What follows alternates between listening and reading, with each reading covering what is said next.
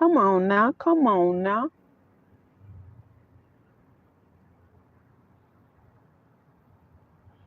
Come on with it. Catch up. Come on with it. Catch up. Come on with it. Catch up.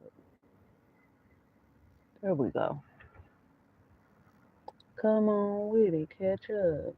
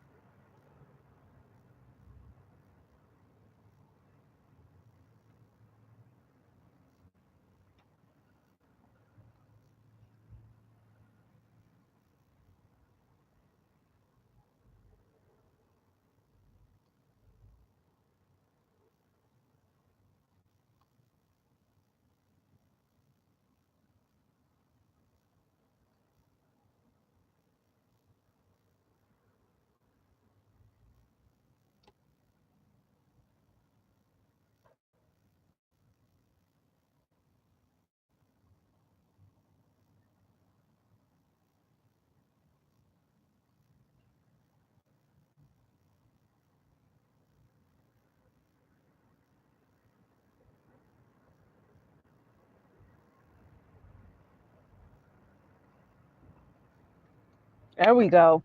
What's good? What's good? What's good? What's good? Happy Friday. Happy Friday. Happy Friday. What's up?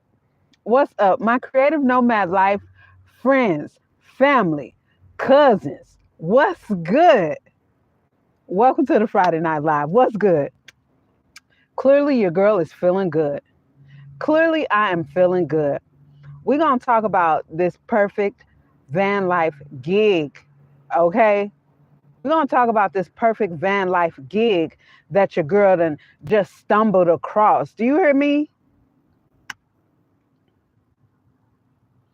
When I tell you, when I tell you, this is the perfect gig for me, that's just what I mean. That's just what I mean. I don't mean for anybody else. I mean for me.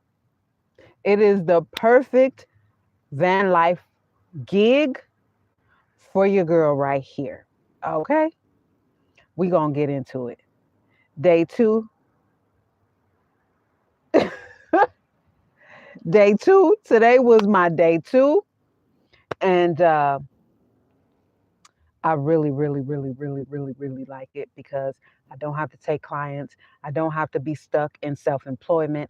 I got cash flow that I can just use to boom, get other things going. So I'm excited. I'm excited to get right into it. I got a little bit, a few little videos to show y'all. And we're going to hop into it from there. But you know how we start. So let's go and get this thing opened up with a prayer. Make sure y'all hit that like button, hit the thumbs up button, show love to that thumbs up button, and let's get right into it. Get your water, settle in. Happy Friday. I hope y'all had an amazing week because your girl did. Okay, so let us go ahead and get this prayer, cover this live stream, and everybody on it and everybody watching the replay once it ends. All right.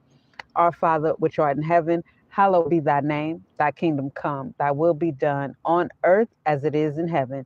Give us this day our daily bread and forgive our trespasses as we forgive those who trespass against us. And lead us not into temptation, but deliver us from evil.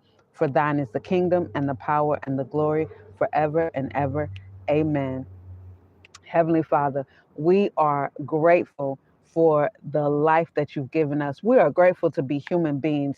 All of your creations are blessed and amazed and amazing, from the jinn to the angels to every plant and every mineral and every animal in the universe. We, Heavenly Father, are grateful to be human beings created in your image. We are grateful to be human beings able to control our own minds, able to create, able to think our reality into existence. And we are amazed by the power that you've given us.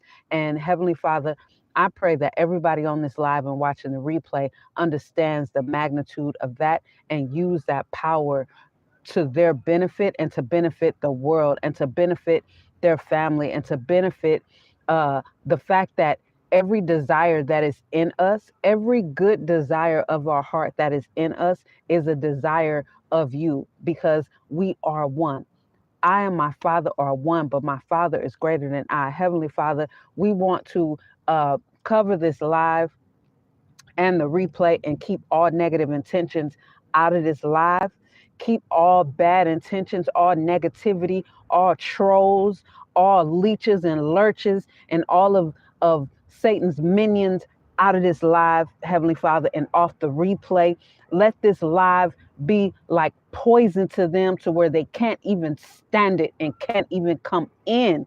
Bless and anoint this live, Heavenly Father, because we're about to get into the juice. We're about to get into some good stuff.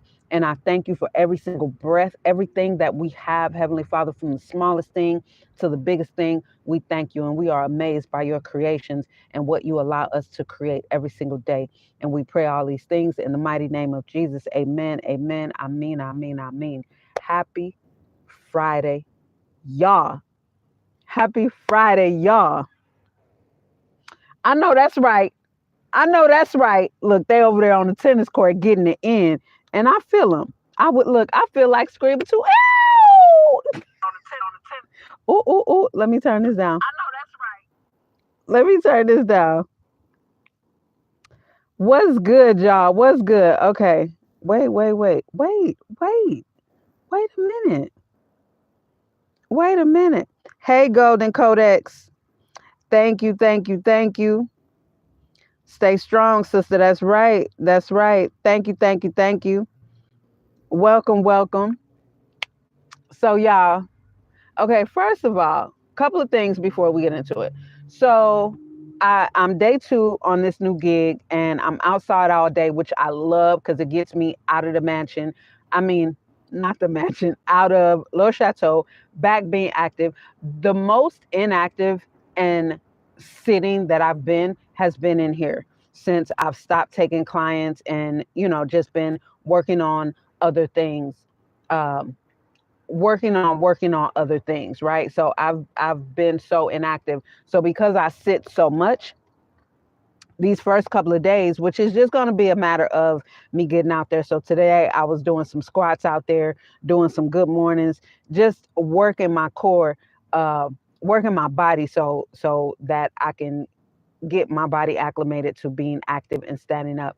So anyway, I ride with somebody. So I drive to the point and then I ride with somebody because we are at the same spot. We're going to get right into it. So today, when I rode out there, I kept everything closed up and I put my AC on to try and cool it off in here. And I kept all my covers up. So when I came back, a couple of my plants I put up on the balcony so that they can get some air, because the newest leaf of Philly was like this. She's okay. She's okay. She was just really hot. So she was all the way down like this. And then she's still young, right? It's still a young, fresh leaf. So she was like this, all right? So I got them watered. I put the AC on immediately when I was driving back. I kept it on the whole time while I was doing my post gig whole bath, getting ready for this live, right? You see your girl look all nice and fresh. I'm not just oiled up, like, I do a nice little whole bath. Something about that too, come to find out that not everybody even know about that. Anyway, we're going to talk about that later on, because I was like, you older than me. I'm sure you know how to keep yourself clean. Apparently not. So anyway, that happened. So I got my pink butterfly is up there, and Philly is up there. So yeah, they doing good. Spider was also a little hot and a little soft. You know what I'm saying? But they're doing okay now. Let's see. They're doing okay. So I got things opened up.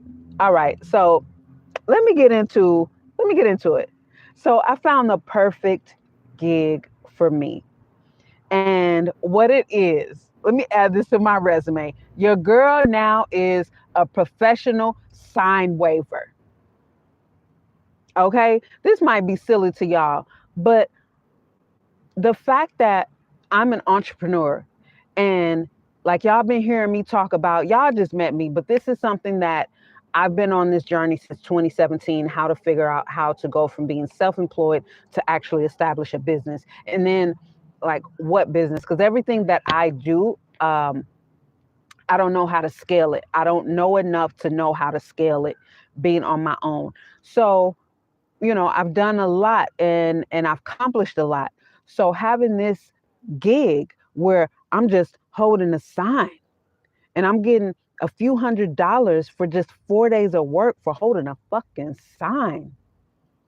So that says what? That says now I have cash flow. So I've been talking to y'all about my vending machine idea, right? I got a few of them. The lash vending machine, the beauty vending machine, because it's gonna be more than just lashes in there. And that's perfect because, again, me as being a professional makeup artist for over 10 years and a licensed cosmetologist, like that is so perfect. So anyway, I'm holding up these signs for, it's a furniture store that apparently is closing, going out of business. I don't know if that's just a thing, that they do to drum up business, or if they're actually going out of business.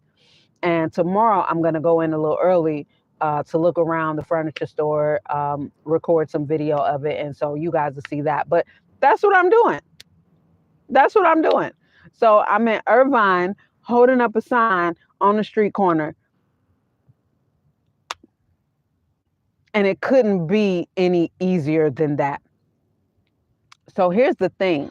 I saw one of the, now I see these all over California, different things.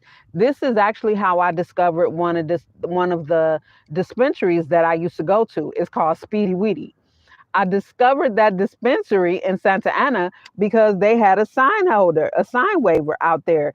And that one, they stand on a certain side of the street where the arrow points towards the what is it called? Dispensary. So I was like, oh, okay. I just bust that left right there to go to the dispensary. And that's how I discovered Speedy Weedy. And I mean, that dispensary was a lick too, because it takes cash, of course, it takes debit cards, and it takes credit cards, and it takes my stash, right? So my stash debit, I was just like, y'all take all forms of payment. Like, that's what's up. But it was thanks to the sign holder that I discovered that dispensary. What's up, Still I Ride? That's right. That's right. So I was like, yeah, I can do this. I'm here for it. I'm here for it. And that it amazes me what they pay, considering you're literally not doing anything. You're literally not doing anything. You know what I'm saying? It amazes me what they pay for people to just not do anything. And this particular one that I'm with right now, so like I was saying, I've seen these before over the years of me being in California. And I want to say I've contacted, because I saw it on Craigslist. So I've contacted one before, but I never heard anything back. So I thought maybe it was some BS. But this one, he contacted me back right away. So I was like, okay. And when he contacted me back, he was like, he's going to be meeting with some people between these 2 days, which they want to come. I think he contacted me on Monday. I was like, shit, I'll come there Tuesday, tomorrow. This was on Monday. And so I picked Tuesday, and he said the gig was going to start Thursday. And here I is. Okay, went out there, and he was like, immediately told me what it was. And I was like, yeah, I'll be here. I'll be here. So at the end of the day yesterday, he was like, how you like it? Like, shit, I love it. You gonna come back tomorrow? I said, yeah, I'll be back tomorrow, and the next tomorrow, and the next tomorrow. What are you talking about? I'm gonna be here as long as y'all gonna have this going on. Like, are you serious? And I'm gonna be checking, looking for other sign walkers and waivers. I'm just like, you mean to tell me I can do this, get cash flow, get my other ventures going, and not have to take clients, not have to get stuck in self-employment? Oh, show you right. Show you right. Because I just need cash flow to build up my other things. And since we last talked, which was, I believe, on Wednesday, right? So since we last talked on Wednesday, I've decided, as far as California go, because in my heart, in my gut, although it might be a good place, my gut is telling me not to put, or maybe I need to, mull over it and pray over it and sit in silence over it more. But for right now, I don't feel comfortable putting my beauty vending machine here in California.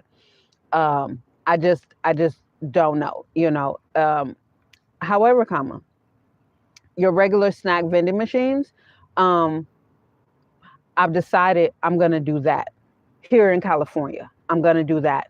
And again, I'm going to sit in silence and really pray over the beauty vending machine and where that would be a good idea. But for right now, my gut is telling me not in California.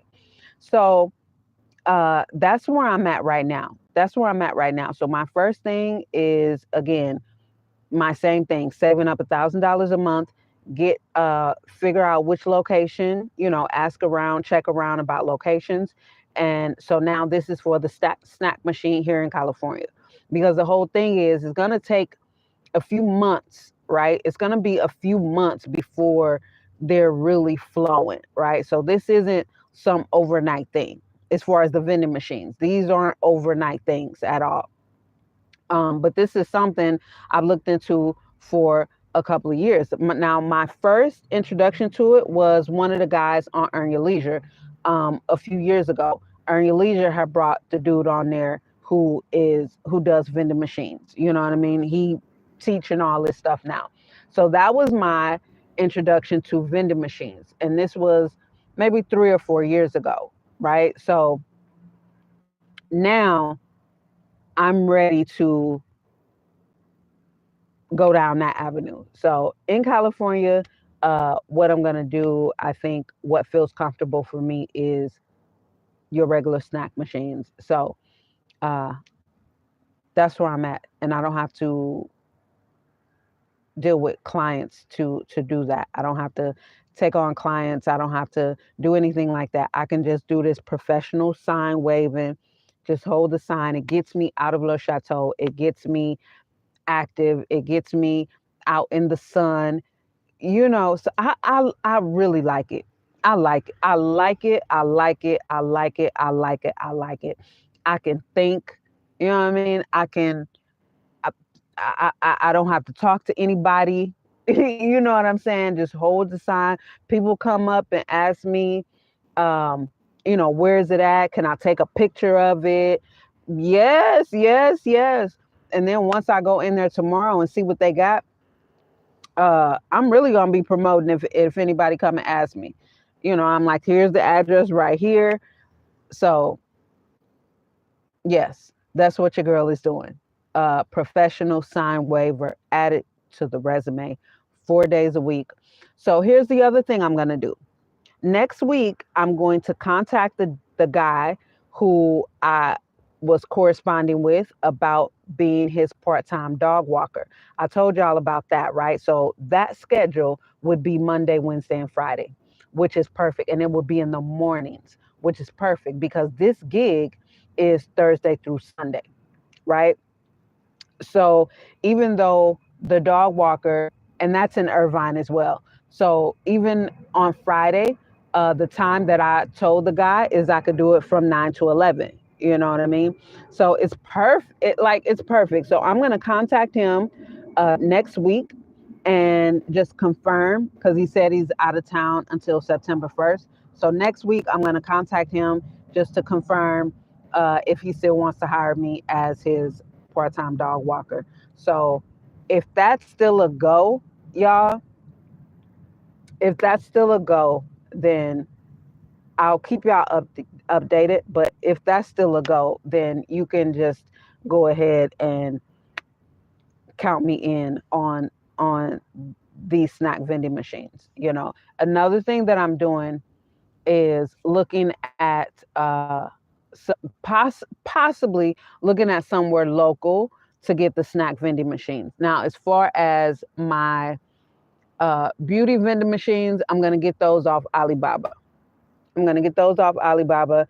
You know, I'm not going to get them locally. I think the best deal would just be getting it straight from the manufacturer. But I can get a snack machine from somewhere local. And so that's what I'm going to do. I'm also going to look into possibly seeing, because again, I've been um, watching people who already have vending machines. So taking their suggestions as far as checking on Facebook Marketplace. Some people sell their whole location. They'll sell the vending machine, the location, and things like that. And so here's another thing. From the original guy on Earn Your Leisure, I got so many tips from him years ago with how to make, even if you buy a location and it's not profitable, it may not be the location. It could just be the owner of that vending machine. So he gave so many little gems and tips and things like that that you can do to make your vending machine stand out. You know, not the machine itself, but just things you can do to kind of give back to the customers. You know what I mean? So anyway, I'm going to look into possibly buying a location. But as it stands right now, with just this gig that I have, a bird in the hand is worth two in the bush. So with what I have right now, my goal, I already laid out my budget. So my goal is to save $1,000 a month. That's my budget. Save $1,000 a month minimum. And then once I start there, once I start the saving process, then I will, because I want to actually get paid first just to see what that flow looks like, right? And so once that starts, then I will start contacting locations, because everybody, that's what they recommend. Even the original dude that I learned about this from on Earn Your Leisure, you get your location first. So you check around, because you're going to get a good amount of no's, right? So you check around, get your location first, see what machine they want. I learned something new yesterday from a guy, and he was saying, because he said none of his locations do he pay a commission. He offer it as a service. So he offers them a free service of having the vending machine there. He will service the machine like that, like that. And I was like, I ended up seeing earlier today when I was looking for local vending machines, I saw somebody offering that service. And it was like, get your free machine. I was like, oh, this is what old boy was talking about right here. That's smart. That is smart, to offer the vending machine as a service into their location. That is smart, because 4 years ago, when I first was hearing about the original dude, he was saying a lot of people would just immediately offer to pay a commission. You know what I mean? Just to solidify a yes. And he was like, you don't necessarily need to do that, but I like this better, offering it as a service. And then to see it, when I saw that, I was like, okay, I get it. So that's the angle I'm going to come from, offering it as a service to these locations, and just go from there. But I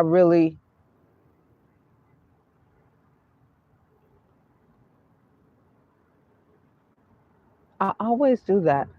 I really like, um, I really like this gig. I really do like this gig. And I'm sure, because I never really seen nothing like this until I moved to California. But if you're in California, you know exactly what I'm talking about, because they have sign holders, and people really be looking at these. Like, people really be looking at the signs and wanting to see what it is and what is what.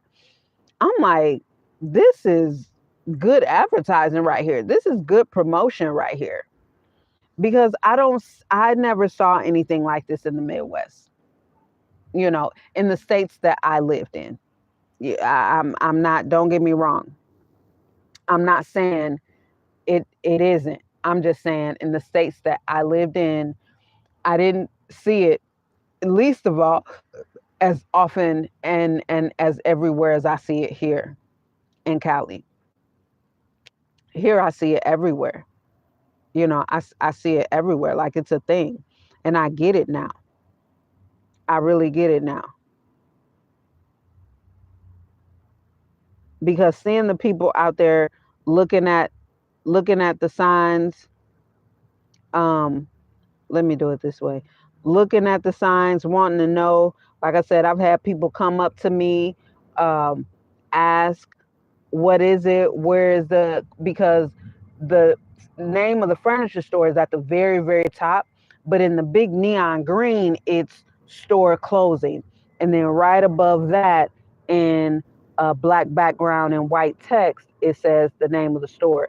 And then below the big neon green lettering store closing is the address.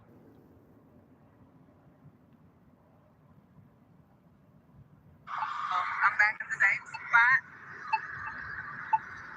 It's cool. I'm on El Toro and Rockfield. That's where I'm at in Irvine. So yesterday, at the end, when we met back up at the store, the actual store that's closing. See, that's the sign. Travis, the guy who we report to. So he's people ever. Anyway, here's how I grow corn to ensure I do. My bad. Yeah, a guy just came by crossing the street this way here. Check this out. And as he was waiting for the light, he spoke real sweet and offered me some tequila. He had some tequila in a water jug. One of them little small ones had it in his back pocket. I said, no, thank you. But I said, tequila used to be my favorite. He said, used to be. I said, yeah, I don't drink anymore. I said, I was never a heavy drinker, though. I'm more of a stoner. Like, there's nothing wrong with that. He said, next time I come back here, I'll make sure I have some. I said, I'll be here right on. Right on. Here's how I grew up. Baby, okay. Day 2 was a success. Okay, somebody offered me some tequila and said next time he come by, if he see me, he gonna pass me a little bit of bud. Look here, look here. Come on now. You mean to tell me this ain't the lick right here? This is a whole lick right here. Do you hear me? This is a whole lickety split lit lick. I'm trying to tell you. I'm glad you found something that suits you. So this gig and your vending machine means you. Hell no, I'm not staying in Cali. I never came here to stay here. My goal was never to stay here. I am a nomad. When I came here, before I came here, I said I'm gonna be in Cali for 5 years. Like, hell no, I'm not staying in Cali. No. No. I can hire somebody to do the vending machines or just sell the location when it's done. Hell no, I'm not staying in Cali. No, I'm not. No, I'm not. And this is just a temporary gig. Look, come on now. This isn't the first, second, third, or fourth state I've lived in. Every single state I've lived in, I've worked. I've created my own sources of income. This isn't new for me. This is just how I roll. Okay, it's not. No, this is just how I roll. This is how I live my life. So yeah, no, nothing's gonna keep me locked down in Cali. I may be here another year, but yeah, I'm still deucing up Cali. I'm still peacing out to Cali when it's time for me to peace out to Cali. Because when it's all said and done, your girl definitely got to make her way back to Arizona. Definitely got to make her. So when I was in Arizona, I said, I'm coming here. I'm going to be here for 5 years. This was my plan when I was in Arizona. I said, when I leave Cali, I'm going to Florida. And then I was going to figure out where I wanted to go after that before that was far enough ahead. And I was like, when I'm in Florida, I'll see where else I'm going to go. But yeah, I'm still on my plan. I'm still on my plan that I created back then when I was in Arizona. So now I can say this, being here in Cali made me realize, especially considering the fact that I turned out to not be a fan of Cali. I definitely won't plan on being somewhere. I won't say that I'm going to go somewhere for as long, but I had a plan when I came here, and that's why I hit the ground running when I came here. When I came here, I rewrote my 12-month plan because I was here now, and I hit the ground running. That's how I've done so much. And the world shut down just a couple of months after I got here. So I had to make things happen being somewhere new where I didn't know anybody when the world has shut down, but I just like I made things happen. I started my magazine here. I started my clothing line going here. I launched my lash brand here. Like I've done a lot. I've sold some of my crochet on Venice Beach here. My epoxy resin work I've sold on Venice Beach here. Like I haven't stopped moving since I got here. I hit the ground running when I got here, babes. Okay, I hit the ground running. I hit the ground running. That's how I've met so many people, uh, and it feels like I've been here a lot longer than I have because I've done so much. But no, your girl is not staying in Cali. I am a nomad. I never had intentions on staying here. I didn't come here to stay here. So nowhere I go, I'm not going there to stay there. So, and I also, I do know right now that I want to go hit up Houston. I want to go hit up Houston. So that is going to be the next destination after Florida. I'm going to hit up Houston. I have some plans for Houston, and I definitely think Houston is going to be a good place for my beauty vending machine. Oh, I didn't tell y'all. I had a couple of people contact me about a co-founder. So I put an ad on Craigslist looking for a co-founder for this whole vending machine venture. Now, again, I can launch it by myself, but to really grow it to what's in my mind, I want to have a co-founder. I had a few people contact me. This was Wednesday. So when I got off that live, I think I did a 3.5 hour live on Wednesday. When I got off, I checked my text messages and I had a few people on there replying to my ad, and I had another person email me. So I've been corresponding with two of them back and forth, and we're going to meet up in person. So um, we're gonna see. We're gonna see where this goes, but we'll see. We will see. But I had some people contact me about from my Craigslist post about seeking a co-founder. That's exciting. That is exciting. But Florida and Miami, Florida, to be exact. And then one of the viewers of this page who lives in Tampa, she said Tampa and Miami might be a couple of good spots that have upscale malls to launch the beauty vending. So yeah, and then Houston is a place too. I got one of my girlfriends from beauty school. She's in Houston. She does sew-ins, and she's super dope. I think I even showed her because I did some photo shoots with her. She's the one that did.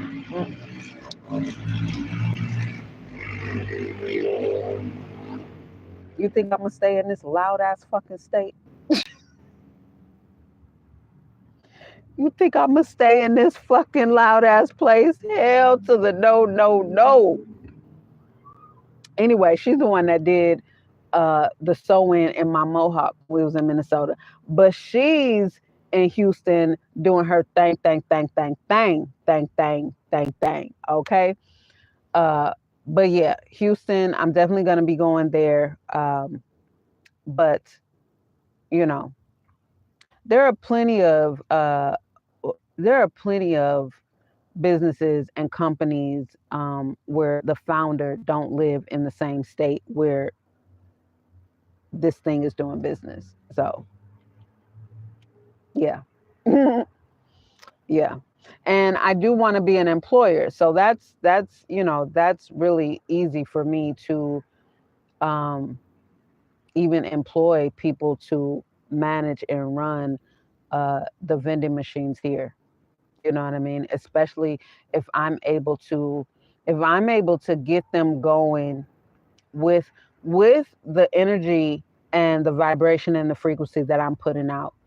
If I'm able to get them going with how I see it going in my mind and the locations, then I'll be able to supply somebody with a good income and a good a good income and just a good position to where they possibly will have some freedom to maybe even get their own thing going. I'm not saying in vending machines, but just give them a better they may have the opportunity to live a better life than working some regular W-2.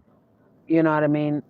So yeah, with the snack vending machines, that's just an opportunity to create jobs for people when I'm out of here. You know, so but Florida, set up some things in Florida, and then check out Houston. I also have a longtime friend of the family who is in, I believe he's in Dallas. We're all from St. Louis, but he's been in Texas for I want to say 20 years now, and I believe he's on the Dallas side. So I definitely got to see him and check him out. But yeah, my plan is to be moving around for the next 10 years, and at the end of the decade, because I'll be 50 in October. So at the end of the next decade is when I want to be able to um, live off of all of what I've created in this next 10 years, make Arizona my home base. Um, Before then, I want to have already bought my land and then just live free. Just live free. So the next 10 years is just full hustle mode. And so that's why I created a strict budget for this gig right here. That's why I created a strict budget because I don't have time to waste. I don't have time. It's the same when I first got here. When I first got to Cali, I didn't have time to waste and I didn't waste any time. I didn't waste any time at all. It's just unfortunate that y'all didn't know me when I got here. But again, Hotel Honda was already stolen. I was homeless when I got here. And I hit the ground running. Like I was making moves when I got here. You know what I mean? So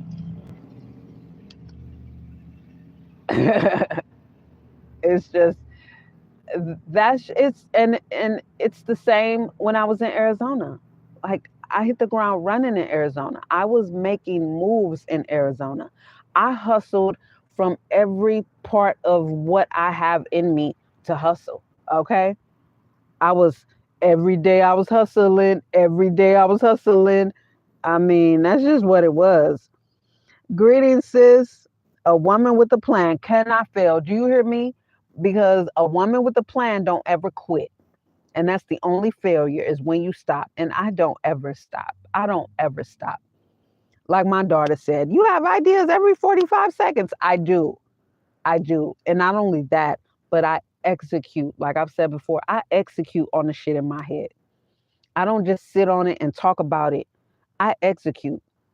And the people who have been around me over the course of my life, even in Minnesota, they're like, You never cease to amaze me. Like, you do so much. You have, yeah, because I do. I don't just talk about it. I actually do it. That's why I have so much under my belt, because I do it. I execute on the shit that I be talking about. I execute.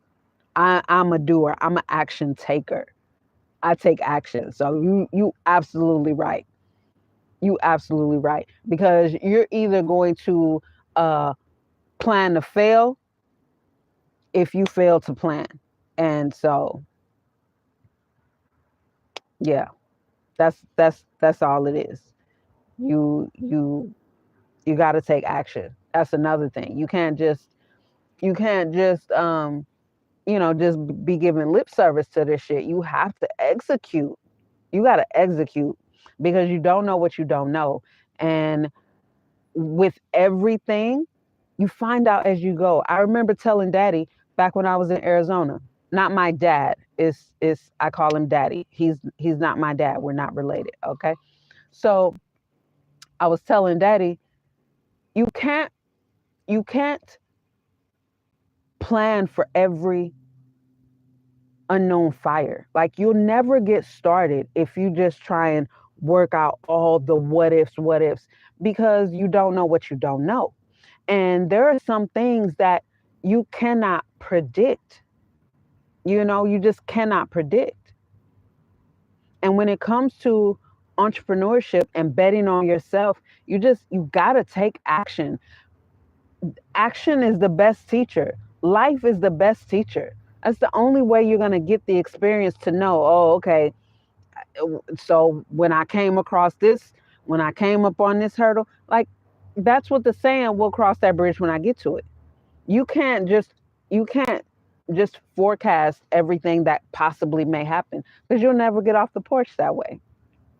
You'll never get off the porch. And at the end of 20 years, you laid out this plan and these fire exits and these strategies for what you're going to do if that go wrong. And then year 21, you finally get your ass off the porch and some shit happened that wasn't nowhere in your plan. Now you're fucked up. All right. And your flabber is all the way gasted and you don't know what the hell to do, because you should have just right there in the moment, you should have just gotten off the porch and got started. Now you would have 21 years of experience of falling on your face, getting back up, figuring it out, going further, falling on your face, getting back up, figuring it out, going further, falling on your face, getting back up, figuring it out, going further. So I love that. I love that. Yep. A woman with a plan, a person with a plan, anybody with a plan absolutely cannot fail. And the people, the action taking planners, we don't have it in us to quit. We don't have it in us to just settle and say, you know what? I'm just going to take the easy way out and go and fill out a job application, or just go. There's no way. There's no way. There's no way. There's just no way. Because I, you know, I started saying 20 years ago that I'm a horrible employee. Not because I'm a bad employee, but because I would work jobs as if it was my company. And employers don't want good employees that think like a boss. They want good employees that are dumb and just want to do what they're told without any question and don't have a plan for their life. Because even as a cosmetologist, when I was still an employee stylist before I went independent, when I would go to salons to interview, when I would tell them my 5-year plan for myself, they didn't want to hear that. Like, they don't want to know that you eventually want to do your own thing. That's not what they want to hear. That's not what corporate America wants to hear. That's not what any job wants to hear. No job wants to hear that you are actually a thinker and that you actually have ambition and goals. No job wants to hear that. They want to know that you're a dependent and that you can't think for yourself and you dare not attempt to try and create something to put into the marketplace that you will possibly employ other people. That does not make for a good employee. I figured that out a long time ago, a long time ago. And that's why I started saying I'm a horrible employee, because they just want the people who don't want to do. And at 14, I decided I'm not ever going to work for anybody more than 2 years. I can take care of myself. If I don't need to work for any job for more than 2 years, and I've never even been on a job 24 months. 18 months was my longest as a W-2 employee on a job. 18 months was my longest. I've never had a job for 2 years. I've never worked for any, I've never been a W-2 employee for even 20 months. Not even 20 months. Okay. And I vowed that at 14. And my words will not come back to me void. So life just made sure I stood on that. You know what I'm saying? You're going to stand on this because you meant it when you said it. And the frequency that you were on when you said it, your vibration, like you didn't just say it, but you believed it when you said it. And that's the thing. This is why, like I told people before and people that I've counseled, you can't just say affirmations, because it's not about the empty words that come out of your mouth. It's about the vibration and whether or not you actually believe it, because whatever your vibration is, that is what your experience reflects. So at 14, when I said standing there on the block just to myself on Clinton Avenue, I'm never going to work for anybody more than 2 years. I'm going to figure out how to get wealthy just by being me.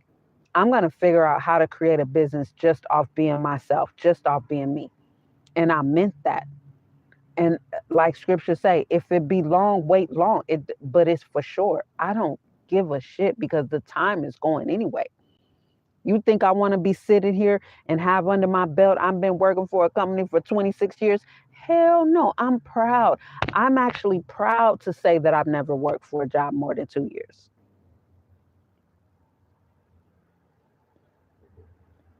I mean that. I mean that. So, yes, I'm excited about this gig. I just, it's the fact that there's no attachments. You know what I mean? It's the cash flow. It's the steady cash flow with no attachments. And I don't have to do anything. I don't have to be in anybody's house. See, this is why I stopped taking clients and why I chose not to take any more clients, and why I chose not to, as much as I, believe it or not, y'all, brace yourself. As much as I love cleaning, and as much as I loved the business model of the cleaning business that I had created, I do not like cleaning for Californians. Now, I'm out here in Orange County. I had selected my demographic, and I was just like, you know what? Y'all on y'all motherfucking own. I don't want to be bothered. I don't want to be in y'all houses anymore. So I didn't want to do that at all. As much as I enjoy cleaning. I thoroughly enjoy cleaning. It's peaceful. I'm on my own. I can think. I enjoy it. It's an immediate gratification. I immediately see what I've done, and I like that. I like that. I like to see their reaction to, like, wow, the unexpected, like my norms or their unexpected, whoa, you go above and beyond. And it's not that. It's just that's my norm, because that's how I was raised. That's the home I lived in. Like I've said before, my mom was on welfare and, all this and that and this and that. But our home was immaculate. Immaculate. She wasn't about living in no nasty house. We wasn't about having run down, torn down, raggedy ass furniture. The home inside our place was immaculate. And she trained me from a little girl very, very thoroughly. So these are my norms. This is my normal. But I got great satisfaction from seeing the pleasure on my clients' faces, from seeing like, wow. And then seeing how this frees up so many different areas of their life, because all of my clients were business owners. All of them were entrepreneurs in their own right. You know what I mean? Owned businesses. All of my clients were high 6 and 7 figure earners. And so I enjoyed that. But it got to the point to where, I didn't want to do that anymore. I didn't want to do that. And again, going back to earlier, I didn't come to California to stay. With the way I had it set up, I had it set up for me to stay. And at year 3 of me being here, I want to say this was year 2.5 of me being here. That's when I started thinking like, wow, okay, hold on. I'm not going to be able to leave. I'm not, because I don't want to, because I also was building a good rapport with my clients. You know what I mean? I was like, I set this up wrong. Because I also started looking to hire, and I was interviewing people, and that was just like, okay, I do not want to hire. I don't have the best taste of California and Californians in my mouth. Okay. So don't come for me. I just don't. So I was like, I don't want to hire these people because my integrity is everything. And what I had established, I didn't want to hire any of these lazy people and have them ruin what I had already established and not uphold what I had established. So I was like, okay, that's not going to work. So that's when I just 86 the whole idea of establishing a business, because that's where I was going. Like, y'all just don't know how I had it set up. I had given my clients, I had a 30-day review sheet that I had given all my clients to fill out. And then I had a 6-month review sheet. And then I had a 9-month, and these were all things, the foundations that I was laying that was going to be implemented. All of my employees was going to do this as well. Even the way I had the clients set up and the hours set up. And it just, and the money was so nice without working at one house for 8 hours. And, the way I had it set up, like each employee would be able to take on like 3 or 4 clients, 5 clients, and bring in a few $1,000s a month. But you're not working your ass off. You're not, it was just, I loved it. It was beautiful. It was beautiful the way I had it set up, but it was beautiful for me. You know what I'm saying? I made great money. I was able to save great money, and, it was great. So this whole gig situation, I think it's perfect. I think it's perfect because although it's not as much money just with this one, but if I can get a few of these, and even like I said earlier, this with the part-time dog walker, because that's just walking a fucking dog 2 hours, 3 days a week, bringing in the same amount of money, about the same amount of money. Yeah. So that'll give me about $2,200 a month that I'll be able to save. So yeah, we're just going to work it. And this is just the first thing. The vending machines is just the first thing, because money is still going to be saved and put away and stashed for other investments. You know what I mean? I also said that at the end of the year, I want to have 20 shares of Amazon. So I'm still, I recently bought another share, just one share. So I think I'm up to 7 shares of Amazon that I have. But I said a few months ago, by the end of this year, I want to have 20 shares of Amazon. So, you got that. I also made a few other investments. Yeah, so, and they're already, one of them is doing well. But these are long term. These are long term. When it comes to my stock market investing, I'm very, very strategic. I'm very strategic. I studied this for quite a few years before I ever even entered the stock market. I didn't just jump into the stock market. I studied for a few years from those who've been doing it. The Warren Buffetts, the Charlie Mungers, the even the Grant Cardones. I've studied. I've studied. I've even read. What is it? What is it? The Smart Investor. What is the name of that book? Why does it escape me? It's an investment book that I believe um, what Warren Buffett recommended. It was a few years ago. But anyway, I did that for a few years before I took my first leap in 2020 into the stock market. So, you know, I went in like these are going to be long term. Now, I did make some short term investments, and then ended up taking my profits from those. You know what I mean? I was very strategic. So far, I've been smart and profitable when it comes to um, my little time on Wall Street in the stock market. I've been profitable. I've taken profits from my short term investments. I've tried to do trading. I'm not the greatest trader. I also studied from some really good people on options trading. I would love to actually get into options trading. Um, I just haven't. I just haven't. I don't know enough yet. I don't know enough. And I'm not actively learning right now.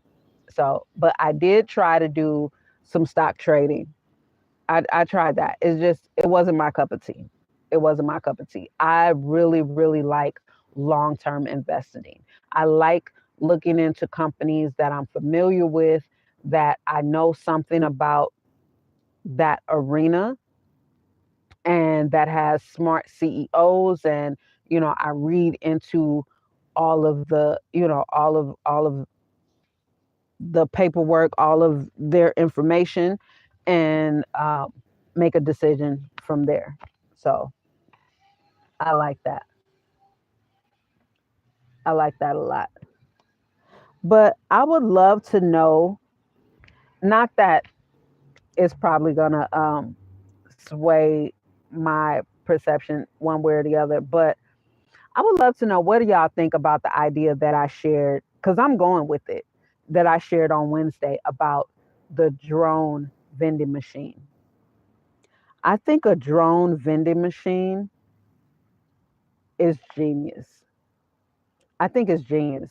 So, like I shared with y'all on Wednesday, when I first invested with Derek Grace, when he was still teaching, when I was able to actually get in with him and meet with him and ask him questions, he had a guy on there who teaches and certifies people for drone to fly drones. So that's when I started looking in it. And again, in 2017 in Arizona, I was hired as a makeup artist for this woman, a Haitian sister. And the guy who did the photos, he did photo, video, and also he had a drone. And so he did, some drone shots as well. So the drone market is still wide open, wide open. But I think putting drones in a vending machine, and of course very strategic areas, strategic locations, which is the whole vending machine business model. It's about putting your vending machine, whichever kind it is, in a very strategic location. But I think that would just be smart, because I can get a really good drone. Like I said on Wednesday, I would get some samples, but I can get a really good drone from the manufacturer at a great price to where I can put them in vending machines at a great price. A great price. Can you imagine? Can you imagine being in the Mall of America and seeing a vending machine outside of Best Buy, or what's that place? Electron um it's right on the tip of my tongue. What's the name of that store? Y'all know that store. It's not a Best Buy. What's the name of that store? Anyway, it's another electronic store. But anyway, can you imagine seeing a drone vending machine?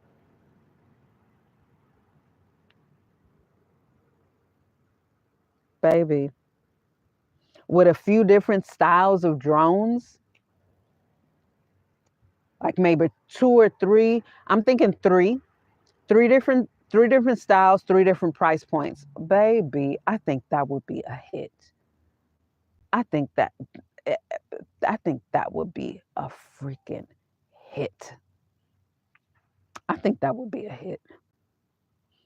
Circuit City, no, that's not what I was thinking. That's not it. Micro Center. Micro Center. That's what I was trying to say. Micro Center. Is Circuit City still around? But anyway, Mall of America is huge, right? But just I think that would I think that would be a hit. A hit. Because imagine the first person to ever put eyelashes in a vending machine. I'm sure there were some small-minded people like that's stupid. Nobody's ever gonna blah blah blah blah blah blah blah. Now people are doing it because it's a great idea. Like it is a great idea to put lashes in a vending machine, to put other beauty products in a vending machine. Like it is a smart idea.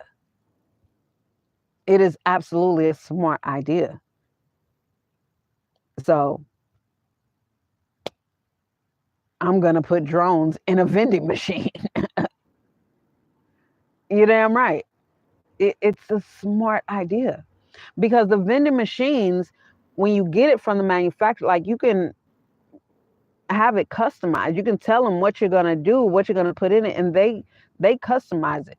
And like I said, Wednesday, I definitely want to get one of the machines that has the elevator lift, where it comes up and get the item and then bring it down to you for the drones. Definitely not gonna just have the drones fucking dropping to the bottom. But yeah, that's gonna be that. That's gonna be that. So I'm gonna I'm gonna do that. Yeah. And it would just be nice to have a co-founder with this whole vending machine business, um, so that we could establish a C corp, and I don't have to get a single member LLC, which is a disregarded entity. So a single member LLC, as far as the government is concerned, I don't have any benefits as a business. I don't get any tax write-off as a business. I don't get any of the business benefits because it's a single member LLC, which they call a disregarded entity. Whereas if it's a couple of us, we can at least have, a board, a board, right? Because it's two of us. So now we're an official LLC, and we can grow the revenue to over 50,000, to where now we can get it transferred over to a C corp. To where now we are real business. When I was in Utah a couple months ago, yep, pizza vending machine, order a pizza, and yep, yep, yep, yep. You got the pizza vending machines. I've entertained the idea of having vending machine, but I cannot live with myself if I put candy and chips. Yeah, the pizza. Yeah, there's a pizza vending machine. There's a burger vending machine where it makes the burger. You select the kind of burger you want and the toppings. There's ice cream vending machine. There's like a hot food dish vending machine, and all these things. Like with the hot food dish, you got to find the supplier and things like that. But there's a soup vending machine. Um, Soup, pizza, burgers, um, hot dogs, pet food. I was talking about that on Wednesday. There's a pet food, pet snack vending machine. Yeah. And then as far as non-food things, like you can put anything in a vending machine. You can put um uh feminine, feminine napkins, tampons, feminine hygiene products. That's what I was looking for. You can put that. You can put um,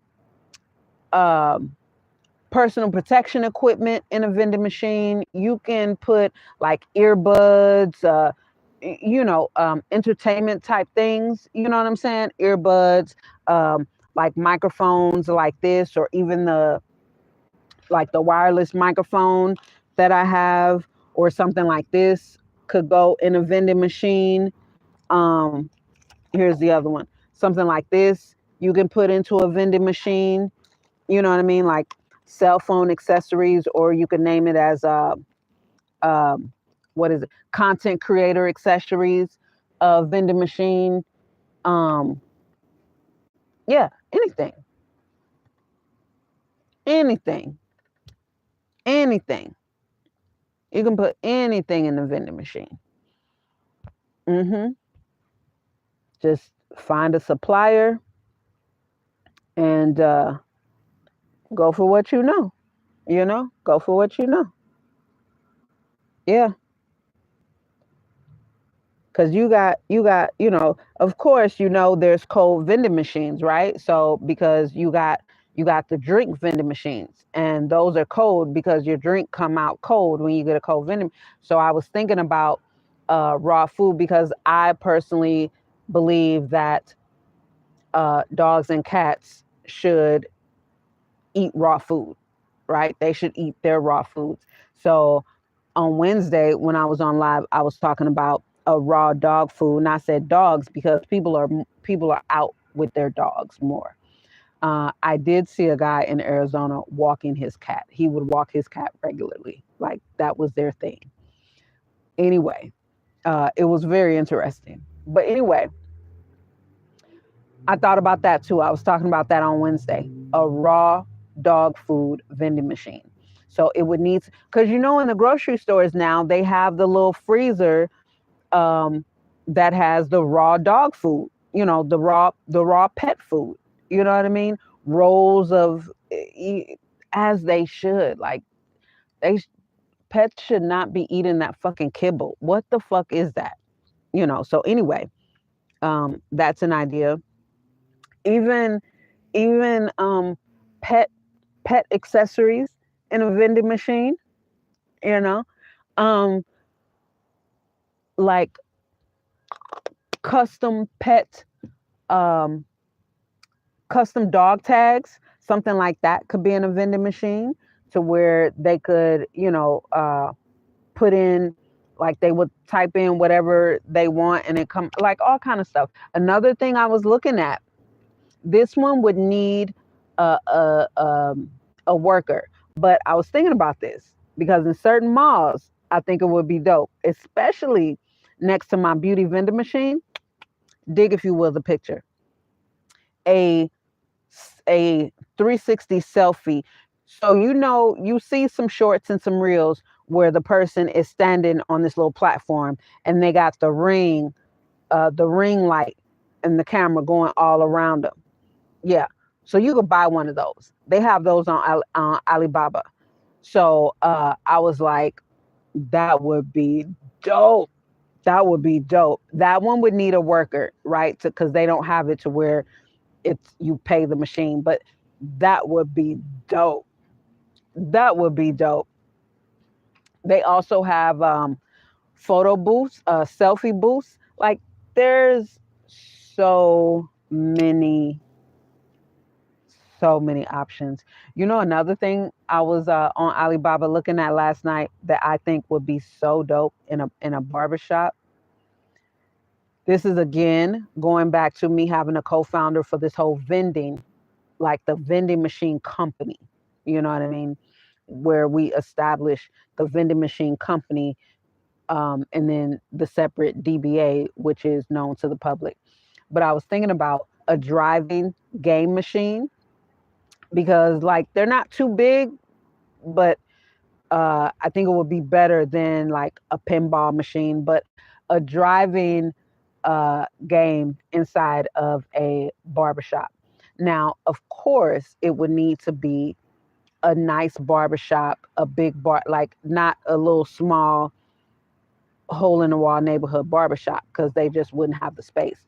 But like maybe one of the sports barbershops, which I know there's one. I'm specifically thinking about one that I know of that was in the Mall of America. It was very big. Like they even when you walk in, they had like a little kiosk where you sign in for your appointments, or if you want to make your appointment right there. Like it was very spacious. They had big screen TVs with the game on and all these different things, different sports games on. And that something like that would be a perfect type of barbershop to have a driving arcade game in there. Yeah, something like that would be perfect. So these are just some of my ideas that I really would love to grow under the vending machine business that I would like to establish. Girl, how many ops you got? Ops? I don't have any ops. Duh. One, two, three. Opportunities? Ideas? Yeah. One, two, three, four, five plus five. Yep. Yep. You sure right. You sure right. I'm telling you. I'm telling you. I'm telling you. So this is why I'm looking for a co-founder for the vending machine business so that we can just off top get it established as an actual legal entity that is recognized by the government so that we, can be seen as a business. And then, like I said, once we get the revenue to over 50,000, then we can transfer it over to a C corp. And now we really able to recycle shit to where we're paying even less federal taxes, uh, just building the revenue and the profit margin more, and just building it out. So, but this is my 10-year plan for that particular thing right there. Yeah. And then because I would like to exit that business, like I want to build it, grow it, make it very, very, very profitable so that it's an attractive sell. You know what I mean? The goal in that would be to sell it. The goal in that would be to sell it. That would be the exit strategy for that. So that's why I think just, I just think it would be dope, because it would be a good sell for somebody. Like, I think if we're able to grow the company overall to a market value of more than 10 million, it definitely would be a worthy purchase for someone. Like someone would definitely, if we're able to grow that to a revenue of over 10 million annually, a fucking vending machine business off of non-traditional vending machines, and different things like that, um, it would definitely be profitable. Hmm. minimum. I feel like once it got to 10 plus million revenue annually, then we could really start for the next year, right? Whatever year mark that is, the next year, I think we should really work towards doubling that profit margin to where we can look seriously into selling the company. hmm To look seriously into selling the company. hmm Yeah. And especially if our profits. So if the company, let's say the company is at 10 million a year. Let's say 12 million. Let's say 12 million a year is the revenue for the company. And the profits are at, I think what would be good would be to have the profits at least 3 to 4 million, probably even more, because the overhead the overhead should be low. So yeah, but I think that's good. Somewhere between 3.5 to 5.5 million in profit. Yeah, I think that would be motherfucking good. That would be good. hmm So you see, I need a co-founder. I need a co-founder. So hopefully, I'm gonna stay in contact with these people until we meet in person, and both on both ends. We, like, when they texted me, they recommended meeting in person because that's what I put on my ad, and they were like, "I like that. That's a great idea. Yep, let's meet in person." And yeah, so we'll see. But it's still on there. I'm also gonna put more ads in different community sections. I'm gonna constantly put ads because I am seriously seeking a co-founder, uh, because I'm dead ass.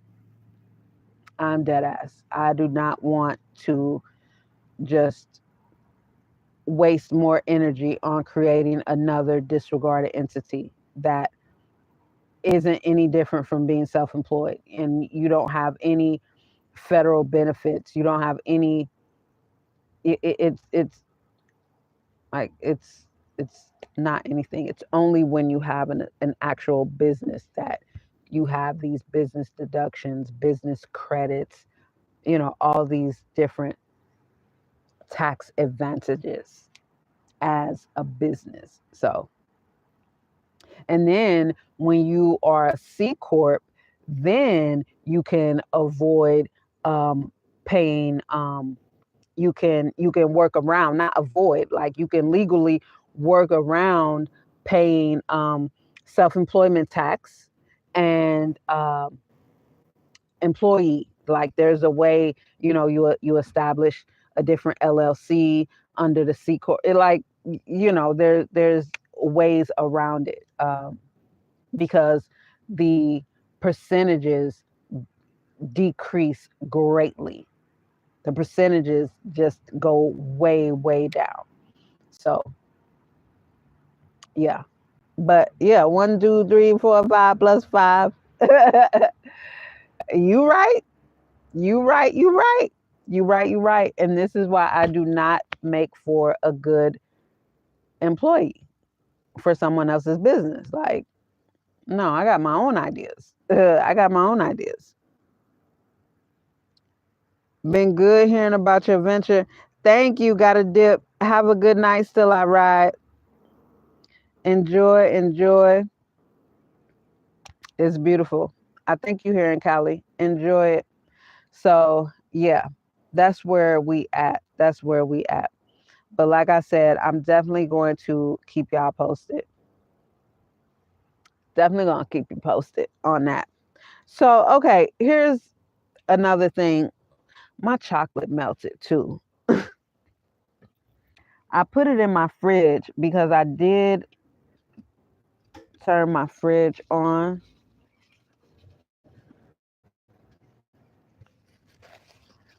when I was driving.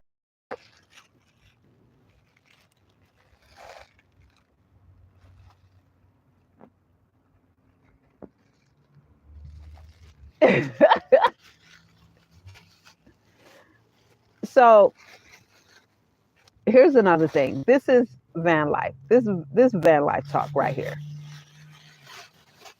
And hold on, sorry y'all. It's a little bit of a peeve that I think not enough, and I don't know if it's because I'm in California. It could be because I'm in California, where there's a lot of people who live in their vehicle as a passenger vehicle and got a lot of shit in their vehicle, plus storage and all kind of things. But one of my peeves is to have someone come up to me and see how beautiful my place is, and say whatever it is they say, ask me whatever they ask me, and then I tell them this is my mobile home. Like, this happened to me before. I said this is my mobile home, and the person was like, well, no, it's a van. I just told you this is my mobile home. It's a mobile, right? It's an automobile, and it's my home. So this is my mobile home. I feel like it's so disrespectful in any capacity when you categorize yourself or your life or whatever it is, when you categorize it for yourself in one way, but someone else wants to categorize it a different way. I think that is so disrespectful, to disregard what the person is saying about themselves, to put your spin on it. And like I said, I don't know if it's because I'm in California, where you have a lot of people who they haven't, like, it's not a transition for them. They feel like they're homeless, and so they live in their car. And they live in their car as a legitimate passenger vehicle. And they have their car stocked full of shit. But when you see me and I tell you, this is a choice that I made, not even by circumstance. I wasn't forced into this by circumstance. And then for me to tell you, this is my mobile home, and you tell me, well, no, it isn't. It's a van.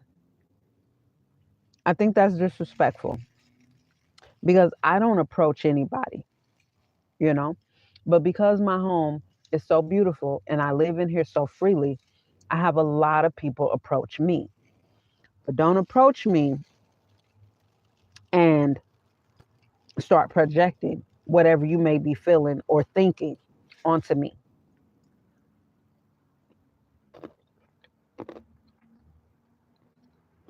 You're either going to respect what I'm telling you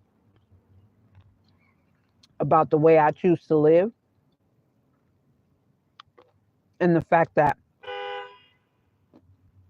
I'm not hurting or down on my luck or in some type of circumstance or in between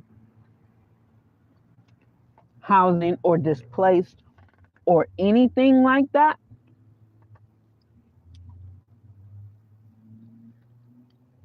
Don't do that.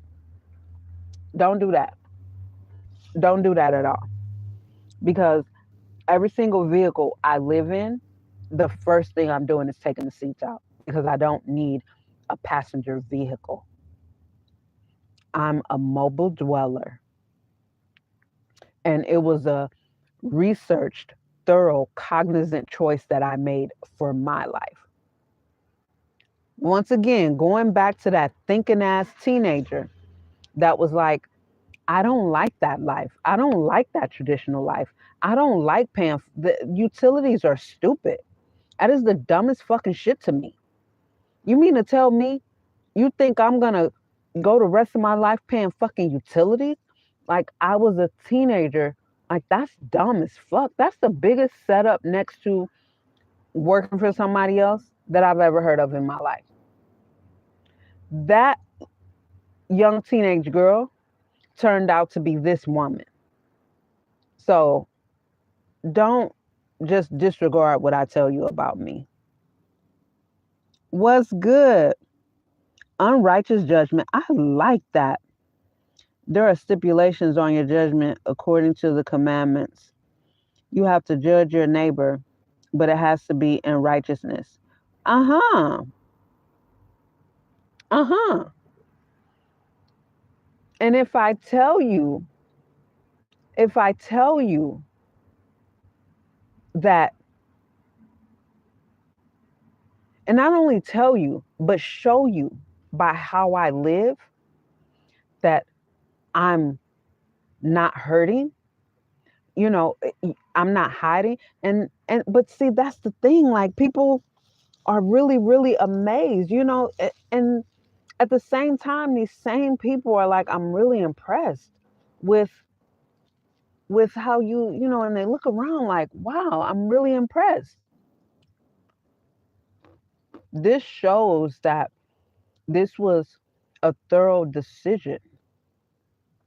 This wasn't made out of circumstance. This decision wasn't made out of just doing what I got to do. I don't even make decisions like that in my life. I don't make decisions like that. I remember telling Daddy back in 2020, he said sometimes he's an Aries though. So I understood. But he said, sometimes I think you make decisions without thinking about the consequences. I said, mm-mm, that's not how I get down. That's not how I get down. I said, I think everything I do, I think it through thoroughly. Daddy, that's how I do. I said, now, if I think something through and I see that there's smoke in the consequences, but I want the smoke because I see that I can handle it, then I'm going to do it. That's what you see. But I don't just do things without thinking it through. Even my words, I think about my words as I'm speaking, what my next words are going to be. That's just who I am. I said, no, I don't do anything without thinking it through. Even when he said it, I was like taken aback because, Joe, God forbid, that's not me. That's not me. But what you see is a badass who can handle the smoke. Because at the same time, that's why he was like, I don't know how you do it. I don't know how you do it. You scare me sometimes, but you always come out okay. Like it always works out. Exactly. Because the way my level and depth of belief is set up, the way my depth of faith is set up, baby. And this is why I don't do things without thinking about the consequences because, you know, if it's smoke, I want the smoke. And I'm going to take accountability for it too. But if it's smoke, I want the smoke. If I think about it and either the consequences are too dire or it's not worth it or nowhere in all of that am I going to benefit, I don't do it. You know, people see what I do, but they don't see what I don't do. They don't see the decisions that I choose not to make because they're not beneficial. You see what I'm saying? People see the decisions that I make, but you don't see all the decisions that I go against because, oh, no, no, no, no, no. Oh, no, that's not wise. That's not wise. That's not smart. That's not productive. You know what I mean? So you got to think about that. And again, I'm a scale. 5 of my top 6 are Libra. And I got Libra in like 8 or 9 of my 12 houses. So, you know, the way my faith and duality is set up,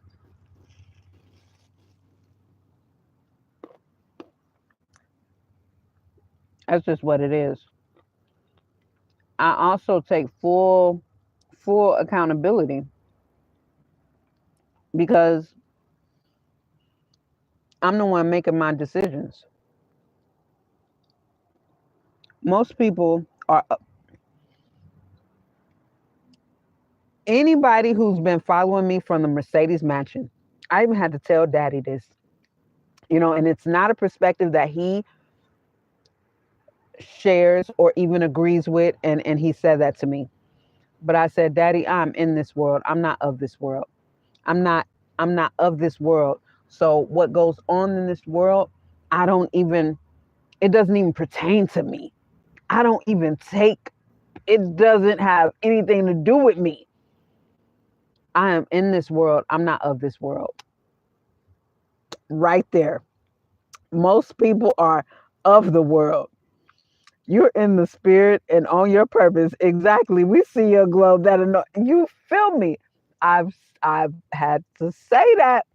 I'm in this world. I'm not of this world. I've even said that to people in person. I am, because even when they want to come talking to me about this and that and what's going on, and I got the Jimmy Crack Corn look on my face, like it has nothing to do with me. It has nothing to do. Jimmy Crack Corn, baby, and I don't care. It doesn't affect me. It does not affect me at all. It has nothing to do with me. You know,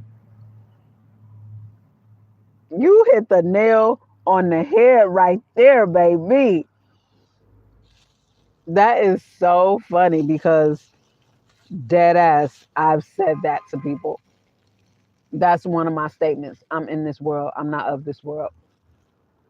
For real. And that's why I don't live in fear. That's not even, besides saying this, that's not even a word I use. I'm not fearful of anything. Because one thing I've been saying since I was young, nobody's getting off this ride alive, baby. I'm going to live as long as I'm in this flesh. And then once this flesh dies, I'm going to continue to live. Okay. But I'm not going to be walking around here dead, fearful, not exploring or adventuring or attempting to do anything just because I might fall on my face in front of people, and because at some point every soul shall taste death. Baby, look, my life is amazing. I've lived a hell of a life. A hell of a life. I have lived a hell of a life. I've had some amazing experiences. I've had some amazing once in a lifetime experiences. I've like look, just thinking about some of the things just put a smile on my face. I've had some my energy has been shared with some other dope energies that when we were in the same space at the same time, the way my light reflected on them and the way their light reflected on me, we just were illuminating one another. You know what I mean? It was like I've lived a really, really, really dope life through being real homeless several times. Like I've been homeless several times. Several times. Keep in mind, I'm the one that at 14 and in my real life, I've never worked for anybody more than 2 years. So that says what? That says there's been times when I've been self employed where I wasn't bringing in enough money to pay any rent. And although I had a job, I was homeless. I didn't have anywhere to live. My kids had to live with their paternal family. You know what I mean? And not only because of that, because, I also had kids with a snake and they just worked against me. But anyway, that's a whole other situation, but that's a real part of our life. And it's just like, even through all that, even through the many times that I've been homeless, you know how many times people have been enlightened by me because my light wasn't dim just because I'm homeless? Because again, I'm taking accountability for my life, because I would just as well be dead if I'm sitting here working a job where I have to dim my light just so the company can shine, or I have to get along to get along, or I just have to do what I'm told. I would just as soon be dead if I was gonna settle for that life, just to be a sheep and a slave for a consistent income that was giving me loose bowels and stress and bad skin and sleepless nights and all kind of shit. No, no, no. So even through the several times that I've been homeless, I've lived an amazing life, because the people's lives that I've touched while I was homeless, to me, that that means more than anything else. To me, that means more than anything else. Because one thing that I used to say about me is I aspire to inspire. There's times when I was homeless, I was a supervisor at the YMCA. I think I shared this story before. I was in my very early 20s. I was like 21, 22. And it had got to the point where I wasn't I was filling out application fee after, paying application fee after application fee at all these different apartments, from Minneapolis to St. Paul, just all this stuff. And when your application is rejected, you don't get the application fee back. $35 here, $40 here, $35 here, $40 here, on and on and on. And it got to the point to where I was like, okay, Shalanda, you got to ask for help now. So at one of the YMCAs that I worked at, I finally broke down and asked my coworkers if they knew any place that I was renting, because I was homeless. I didn't tell them that I was sleeping there because I was a supervisor, so I had keys to the YMCA. And so when I would shut down and everybody would leave, I would go back in there and I was sleeping in there. And I would leave in the morning before the janitor came in, which was perfect because I was opening at the YMCA in downtown Minneapolis. So it it all just worked out for me. But when I told them that, my coworkers was just in shock. And they were like, I never would have guessed that you were homeless. You're always so lively. And this is what they said to me. And I'm like, well, yeah, this is just a situation. I was like, this is just temporary. I can't, this is going to change who I am. You know what I mean? And I was saying this to them. I'm like, it sucks. Don't get me wrong. It sucks. But it can't get me down, because I still have to live throughout the day being me and with me. And I'm not going to live with me in a funk over a temporary situation. It sucks, don't get me wrong. But I'm not going to walk around with a funky face and a sad face and a bad attitude, because I'm just too dope for that. And I'm too silly for that. And I'm too lively for that. Like, I fucks with me. I like me. And I've liked me, which is why I became my own therapist at 12, because I liked me from then on. And I was like, this world can't have me. So at 12, okay, because I like me. I've always liked me. I've always really fucked with me, So uh, even throughout that, I really fuck with me. So I've had a really dope life. I love my life. I love living life. I think life is worth living. I've been down. Hell yeah. When my family got broken up, as far as my kids, That was my lowest. That was my lowest, you know?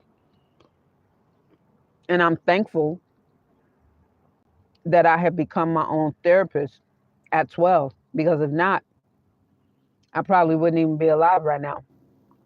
Uh-huh. I probably wouldn't have even made it to 22, 23 had I just gone on through life like many people. Mm-mm. I was able to pull myself out of it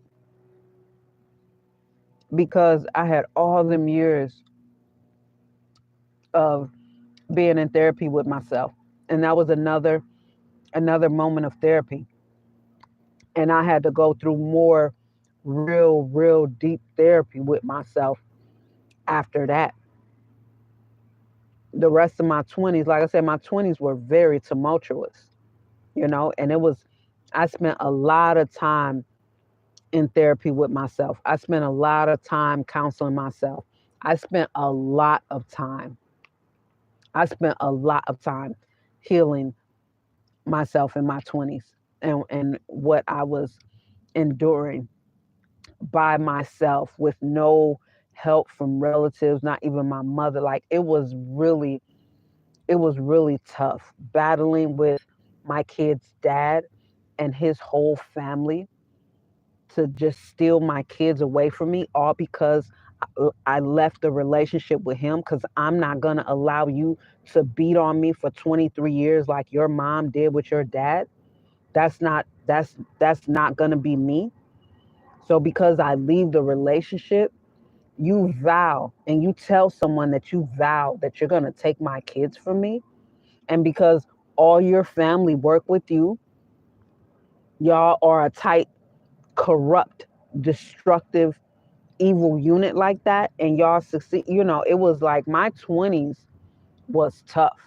And when I tell you, if it wasn't for me becoming my own therapist at 12 years of age, I probably would not have saw my 23rd birthday. I probably would not have made it out of my very, very early 20s.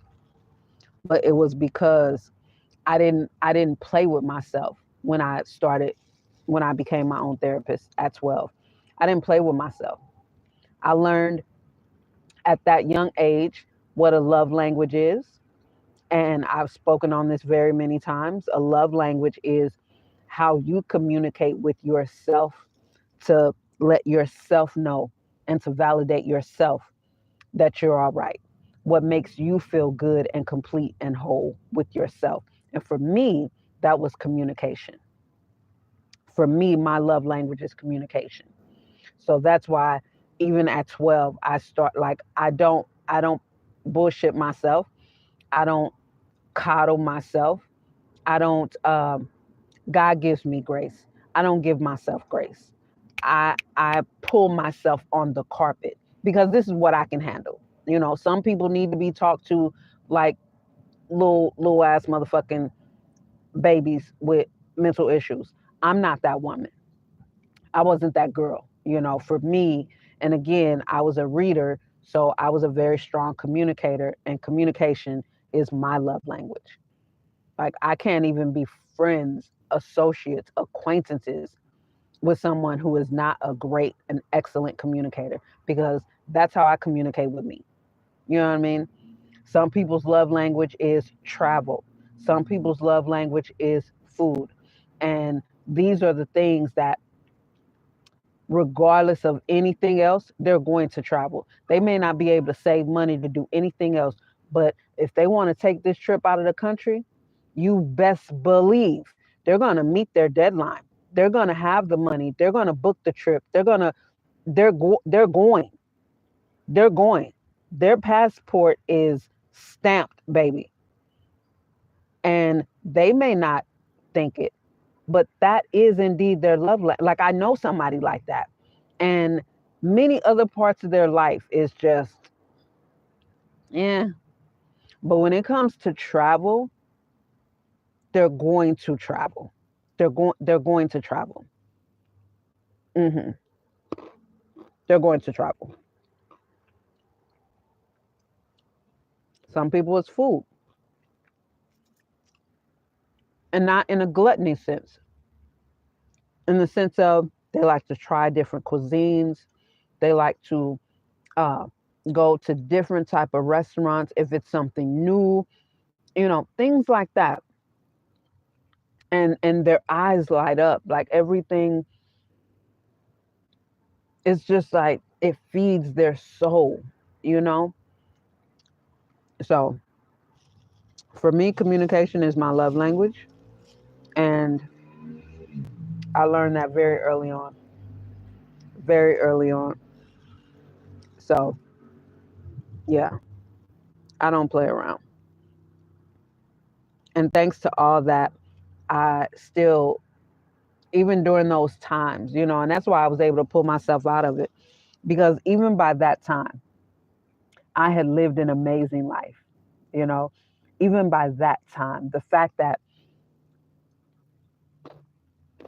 even at that time, I was friends in real life with Prince. That was something, you know. That was something.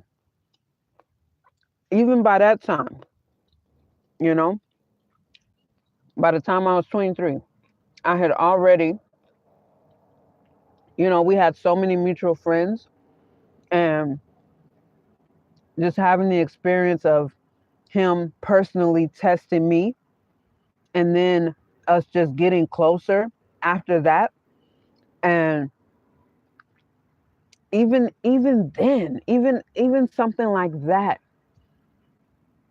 becoming friends with a few of the band members, you know what I mean? Just it was just having Bunkers and Paisley Park be my second homes.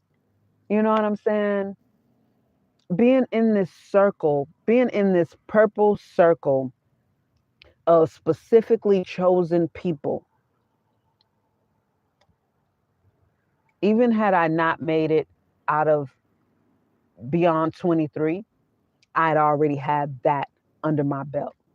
That shit is amazing. That shit is amazing. As a teenager, when I used to hear KMOJ announce that there's a Paisley Park party on the radio, knowing, of course, I wasn't going to be able to go. Like, I was still living at home with my mom. And then they start at like 1 o'clock in the morning, you know? And then they were private. They weren't, yeah, they were telling it on KMOJ, but it wasn't public access. They were private parties. You had to go with somebody that was personally invited or be personally invited. So to get to the point to where I was there, my life was, I was good with life. I was good with life up to that point because, and then even after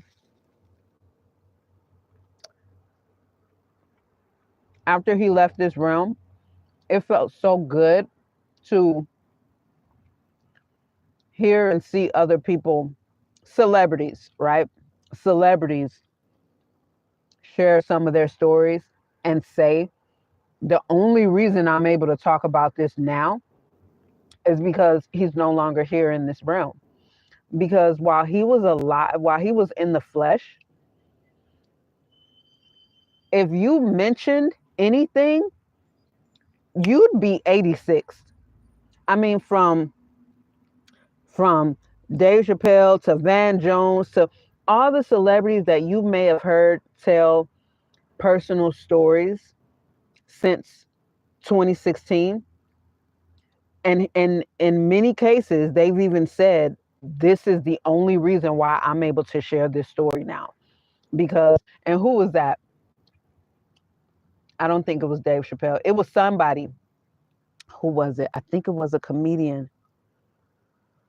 But he said, if you talk about this, it was like, shit, he would have never called me again. If I would have mentioned this before now, he would have never called me again. And I was like, that's real. even us personal Minneapolis people, we knew that. We didn't, only in our own circles, in our own apartments, or maybe at bunkers, and not even really at bunkers, because somebody could be listening or somebody could be in the table next to you that's not in the circle. It was just in our little walls that we talked about what happened at Paisley, uh, when he would call in one of his anonymous voices. You know, we didn't we didn't we didn't share any of those stories until after he passed away, and it just felt good to be a non-celebrity and to say that is true. That is true. You know, it's you even as a celebrity to say that. That's how true it was. Even other celebrities, if you talked about that shit, if you spoke about it, you would never be at Paisley Park ever again. You would find that your last time there was your last time there. That was real. And that is dope to be one. And then for us to have the relationship, the bond, I'll say that, the bond that we had, is down Walnut, is right down here. And to have other females especially that was in the circle that may have wanted more of an intimate relationship with him, or may have had more of, because there's a few of the sisters I know in the circle that had an actual intimate relationship with him. But when they would see our interaction, so after he passed, this one sister asked me, like, what was y'all's relationship? What the fuck was really going on with y'all? What was y'all's relationship? Did he ever, and here she go, did you ever get the tap on the shoulder? Did you ever get invited upstairs? Did you ever dance for him? Because I danced for him before. I don't know. That wasn't our relationship. That wasn't our bond. Our bond wasn't physical. Our bond wasn't physical, but I left it at that. You know what I mean? Even though that was somebody in the circle, she got banned from Paisley. So I definitely wasn't about to tell her shit, you know? But I'm just saying, I just came around to talking about this because I was saying that I've lived an amazing life. I've had an amazing life, and I love my life, even through the hardships. Even through the hardships. And there's times in my 20s where I felt so low, where I could sit on a penny and swing my legs. And Prince had a song that carried me through some of those days in my 20s, and it's called So Low. That there are days when I played that song repeat, on repeat, just to get me through, because he understood every single lyric in that song. He understood. You gotta go and listen to it. It's called So Low. It's on his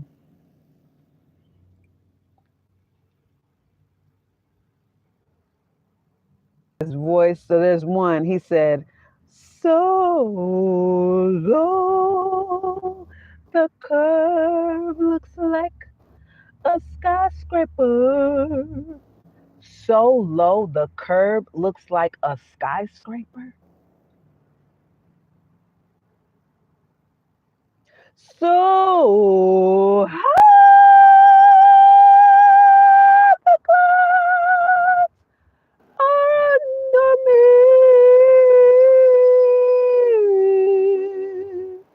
So quiet.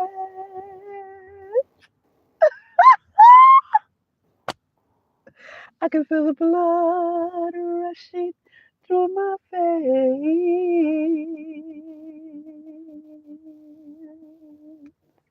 Oh man,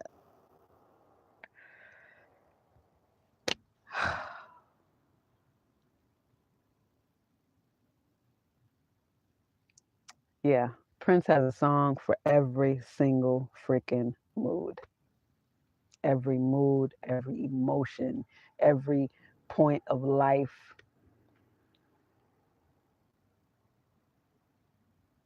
I'm telling you. I'm telling you. Solo, yeah. There's days when that's all I played. All I played. So, anyway, life is beautiful. Life is amazing. I'm in this world. I'm not of this world. That's it. That's it. That's the long and short of it all. That's the long and short of it all. And you hit the nail on the head with that. So, sorry if that went off into a wild tangent, but I do love those moments. I love I love that period in my life and every other. I love every other period too, but I love that period in my life. That was because you know what? It was that period of my life. It it was high and low. It was a high and low period in my life. So to to have such awful things, to be going through such low moments in my life with my family, as far as my children, like with my immediate family, battling by myself with their dad and their whole family. But then at the same time, here it is. I've met and gotten to know Prince. You know what I mean? And then one of my best friends from high school, Jules, DJ Jules, who used to always ask me, when are you gonna marry me? When are you gonna marry me? When are you gonna marry me? Prince was his mentor because he was a DJ. And Jules lived across the street from me. Jules's grandmother, I used to go across the street and drink whiskey with his mom and his grandma. I used to go over there and drink whiskey with his mom and his grandma. And so then it got to the point where I would just go over there and hang out with his grandma. And his grandma, we were sitting there at the dining room table one afternoon, and I had laughed or smiled at something, and I covered my mouth. And she was like, "Baby, don't do that.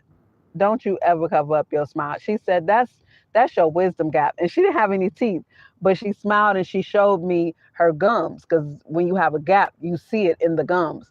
So she showed me her gums, and she was like, "I ain't got no teeth, but you could see that I have a gap." And she said, "My daddy could never figure me out," talking about her late husband. She called him her daddy. And she said, "I used to tell him, that's my wisdom gap. That's my wisdom gap, Daddy. You're not going to be able to figure me out."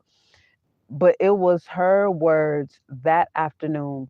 From that afternoon at 19, I never, ever covered up my smile again, ever. I never put my hand over my mouth when I would smile or laugh, ever again. Ever again did I ever. And I used to always get compliments on my smile. Like at 12, that's one of the things that I like about me. I love my smile.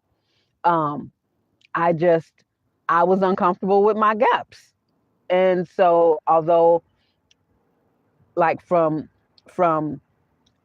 boys, from guys, I never got anything to make me feel insecure about it. It was a me thing. But when she just everything she said to me that afternoon, I never covered up my mouth again when I smiled. I never covered my smile again. And so that was Jules, right? That was his grandma. But we went to high school together. He was, I think, 2 classes above me. But Prince was his mentor. Prince was his mentor. I mean, in-person mentor. Because Jules is from Minneapolis as well, like Prince is. So he used to be at Paisley Park all the time, you know, getting mentored by Prince. And the night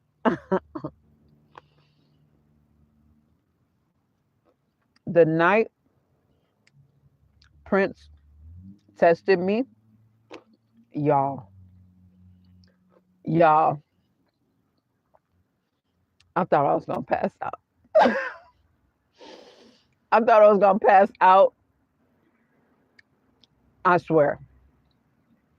He tested me 3 times in one night. And I thought I was going to pass the fuck out. Thankfully, Jules was there that night. So this particular night, and again, this was back in the 90s when the parties were intimate and private.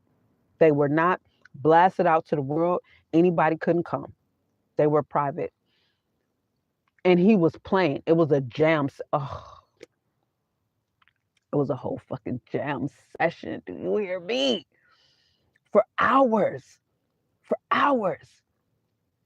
Prince is right there. And it's intimate. It was in his gymnasiums. He'd had the basketball hoops was pulled up. And the whole band is there. Maite would be there dancing. There was a point where fucking Drake's uncle, Larry Graham, from the Graham Central State, Larry Graham was like, it was just amazing. So anyway, the night that I got tested, which solidified me to be invited into the circle, which is where Prince and I really began to have a bond, because from there, it just got beautiful. So the first thing, right, and this was before he performed. So the band was up there performing, yada, yada, yada. So Jules was there. He had, Prince had this purple love seat. And sometimes it would be inside where the party was, up on this platform next to the stage. This particular evening, it was in not the hallway, but the area where when you first come in, when you walk in and you get, you walk through the doors and the bathrooms are out there. If he was selling anything, it was all in this open area. So he had it out there. It was on a platform and it was out there. And so Jules was sitting on that out there. So Prince is in there and he had on all black, and it looked like he had on just some flats, and it looked like he was fresh out of the shower. I'm just saying what it looked like. Okay. So I go to walk out the door to go to where Jules is sitting. I head towards the door. Prince decides he wants to stand in the threshold of the door, right? You know the door, right? So this is the door. Imagine this is the door, right? He goes and stands right on the side and then put his arm over to the other side. And he did this right as I was walking towards the door.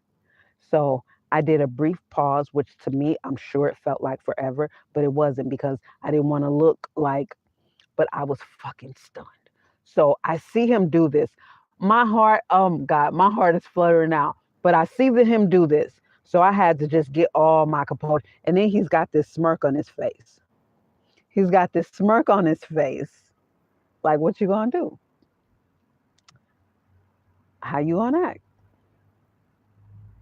Because if you act a fool, your ass is out of here. So I took a deep breath, got my composure, and he was on my right side. I walked through the door, just ducked under his arm. I didn't even look over at him, because it's a doorway. It is a fucking doorway. And Prince is standing right here of the doorway with his arm over the... So I just walked through, ducked under his arm. And when I tell you, I went and collapsed on Jules. That was all the strength I had. That was all the strength. And then the purple love seat was up on a platform. So I had to step up. I literally collapsed onto Jules. And Prince was still standing right there, and he's looking. And I see the smirk get even bigger. I was just like... So that wasn't it. that wasn't it, right? That wasn't enough. That wasn't enough. Okay, you did good. You passed. You passed. So now I'm back inside. You know, some time has elapsed. I'm back inside, and some song was playing. So I'm jamming to the song. He wasn't performing. He wasn't performing at this time, but some song was playing. I'm jamming. I'm jamming. I look over to my right. He's standing right next to me as if we came to the party together. I got to say it that way so you know what I mean when I say he was standing right next to me. As if we rode in the car together and we came to Paisley together. He was standing right next to me. I look over, here he is with this smirk again.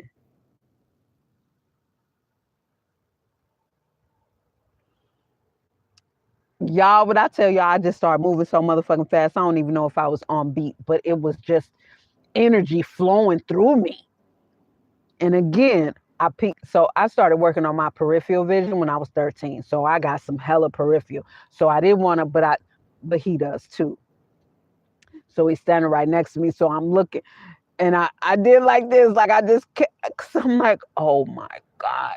And then I was just think, please go away, please go away. I literally am inside. I was just like, please go away, please go away, please go away. And I got the order wrong. He did that first. He stood next to me first. I'm freaking out. That's why I was going out there to talk to Jules. As I'm going out, he stands by the door. So those were the first two times. Oh my God. I was just like, this is crazy. This is beyond crazy. But what was so dope, after all that, as the years went on, he would literally go out of his way to come. And when you hear celebrities talk about how stealth he is, how he just comes and goes out of thin air, that is a reality. That is real. You smell him. You don't see him. You smell him because he always has this sweet fragrance. It's beautiful. It's not even feminine, but it's sweet. Oh, it's delicious. It is it is the most delicious fragrance that I've ever smelled. I need to smell Rihanna's perfume because I hear it's beautiful. But anyway, I would smell him in the air.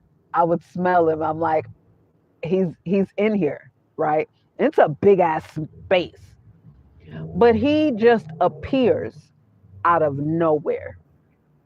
And then you think you're going to talk to him and say something to him, and he's gone. If you've ever heard celebrities tell their story about how he appears and disappears just into thin air and out of thin air, that shit is real. He is so fucking stealth. It's amazing. It is amazing. But he used to always, after that, he would always come out of nowhere and just greet me and speak to me in a party full of people. And this was even after the parties became public in the 2000s. Even in the 2000s, when people were coming, when they would announce it and people were coming from around the world, and he had a small fee attached to it. Because in the 90s, they were all free, but they were private. In the 2000s, he would put $50, $10, a very small fee. And he was also like starting to invite people, because this was even what was it, 2015, I think it was, when he had Kendrick Lamar out there. But he would invite people. He wasn't playing so much as it was in the 90s. Um, and so I love that he would always, anytime I came to Paisley, he would always come and greet me. Always come right up, and he would stand right next to me, either side. What's up? That's how he would greet me. He would just show up right next to me, wait until I noticed him. And then when I looked over at him, he said, "What's up?" I'd say, "What's up?" And then I'd look back over again and he'd be gone. And then, like in the 2000s, when people, just regular people were there, they'd be like, oh my God, was that Prince? Was that Prince? Was that Prince? They'd be saying it amongst them. I would never acknowledge what they said, and then I would just go back to wherever my crew was. And I also loved that. So there was one particular night, he had the DJ play some of his songs, and he had the DJ play Act of God that was on the 2010 CD. That was the name of it, 2010, 20TEN. And it came out in 2010, but he only released it in Europe inside of a newspaper. He released 1,000 copies inside of a newspaper in Europe. So essentially, the CDs were free. The people who bought the newspaper, they would got it. I ended up buying it. I had it in the mansion, but the mansion wasn't turning on anymore, and it was inside the disc player, and I couldn't get it out. That was, I think, the second or third one I had to buy. I bought it on eBay. But anyway, I love that CD. But there's a song on there called Act of God. And all of all of the regulars, us that go back to the 90s, even Tia, who worked at Paisley at one, like she didn't always work there, but it got to a point to where, she emailed enough and got in, was part of the crew, the working crew for the parties. She didn't even know what that song was. My girl Kim didn't know nobody knew that song when the DJ played it, but that was my shit. I used to play that on repeat in my car. And I look over in the cut, in the shadows. Prince was standing back there watching me, smiling, because I'm singing it word for word. I'm dancing. Tia and Kim are asking me, what is this? What song is this? What song is this? What song is this? And I was just in my zone, call it an act of God. And I just happened to look over, he's just looking around, and he back in the shadows, just watching me, smiling, full on smile. And I already knew what it was, because nobody else knew that fucking song.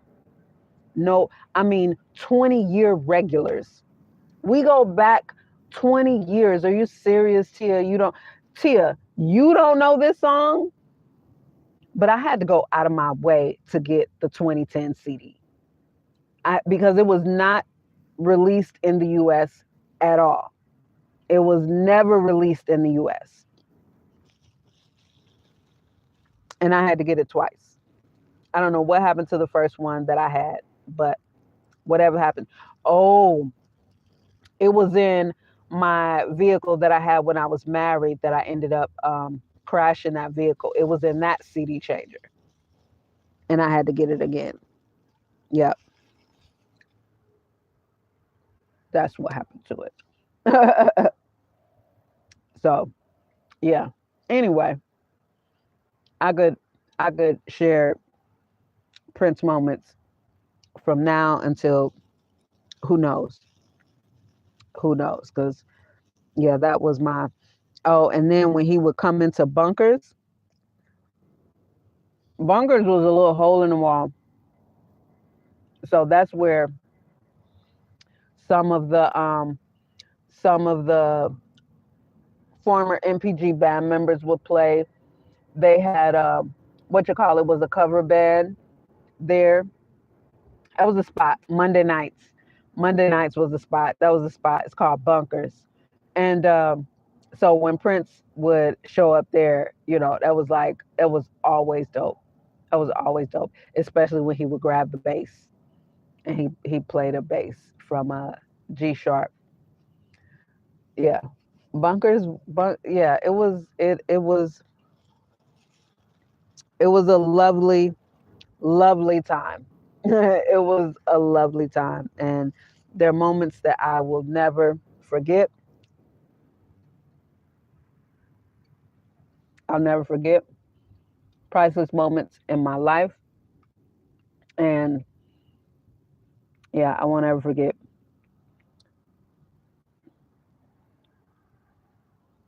I won't ever forget those moments. So I appreciate it. I appreciate every aspect of my life, the highs, the lows, because all of it got me to where I am today. All of it is a culmination of who I am today. The woman who doesn't complain, the woman who takes accountability for her life, the woman who is grateful for every single thing that she has. So I don't even focus on, like I put on here. That's exactly why I wrote on the gratitude journal that I created. So on the back, I wrote, it's difficult to know what you don't have when you're focused on all that you have. That is my take on life. Begin and end every breath with gratitude. That is my take on life. That's why I put it on the back of my gratitude journal. You could get these on Amazon. The final copy is actually a matte copy. It's not glossy. This was just the proof when I first put it. It's matte like this. You can also get one of these on Amazon. I created this as well. On the back, my slogan, there is no box, think freely. But the gratitude journal is a matte cover like this, but it's not hard copy like this one. It's a paperback. But that is my take on life right there. So it's difficult to know what you don't have when you're focused on all that you have. And at the end of the day, your whole life is a surplus. When you came into this world straight out of the womb, you are 100% up from then. You are 100% up from that day. You know what I mean? You can walk, you can talk, you can feed yourself, you can clothe yourself. Uh, you have something, you know what I mean? Probably plenty of somethings. So you're 100% up. Like your whole life is a surplus from where it started. And when that's how you view it, what do you have to complain about? What what legitimately do you have to complain about? How can every breath, because even the fact that you have breath, I used to say this to people all the time. While you're complaining with that precious breath that isn't even guaranteed to you, that breath could be snatched away from you in the middle of you fucking complaining about nothing. In the middle of you complaining about nothing, that breath can be snatched clean away from you. It will behoove you to be grateful at every moment, with every breath. And that's why I put begin and end every breath with gratitude.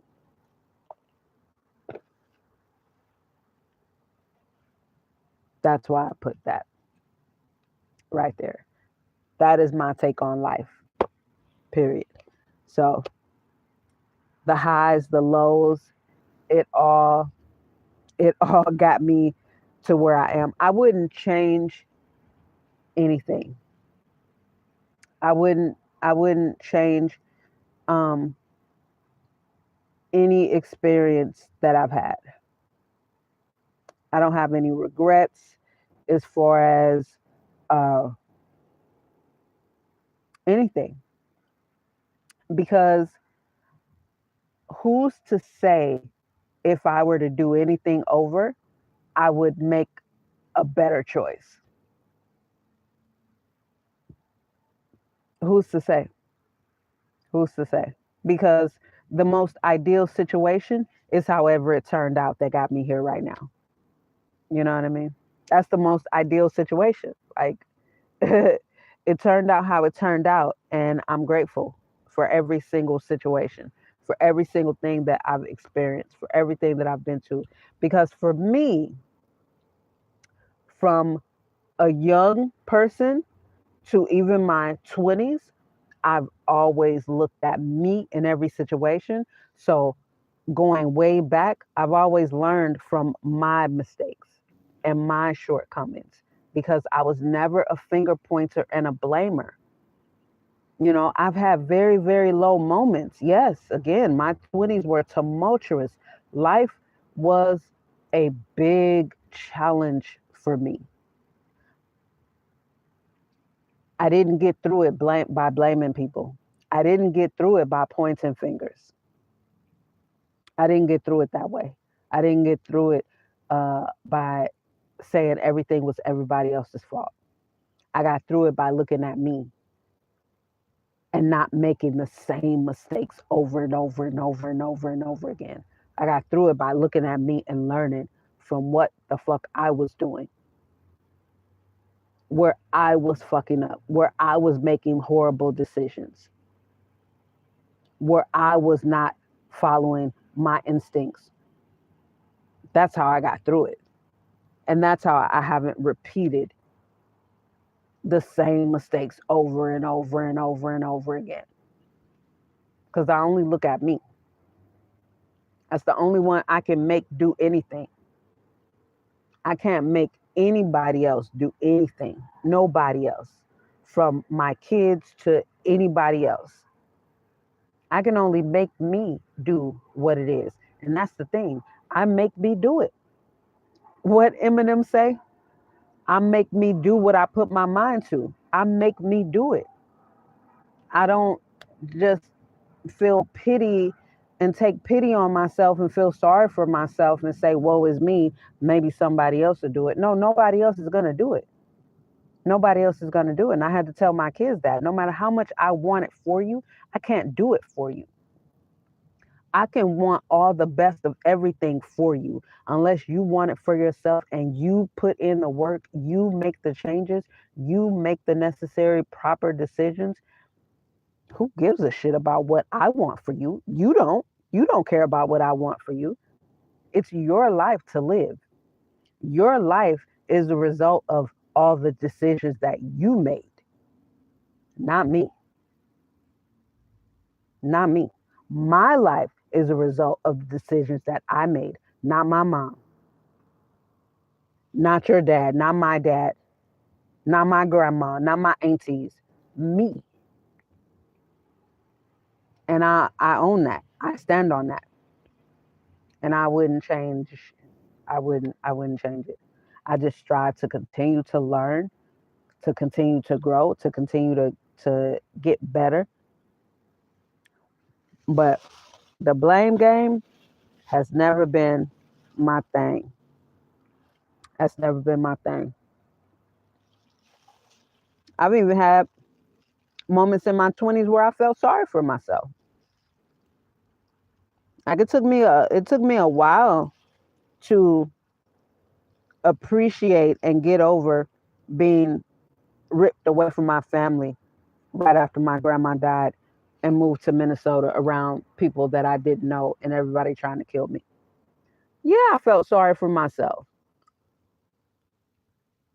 because that was something outside of my control.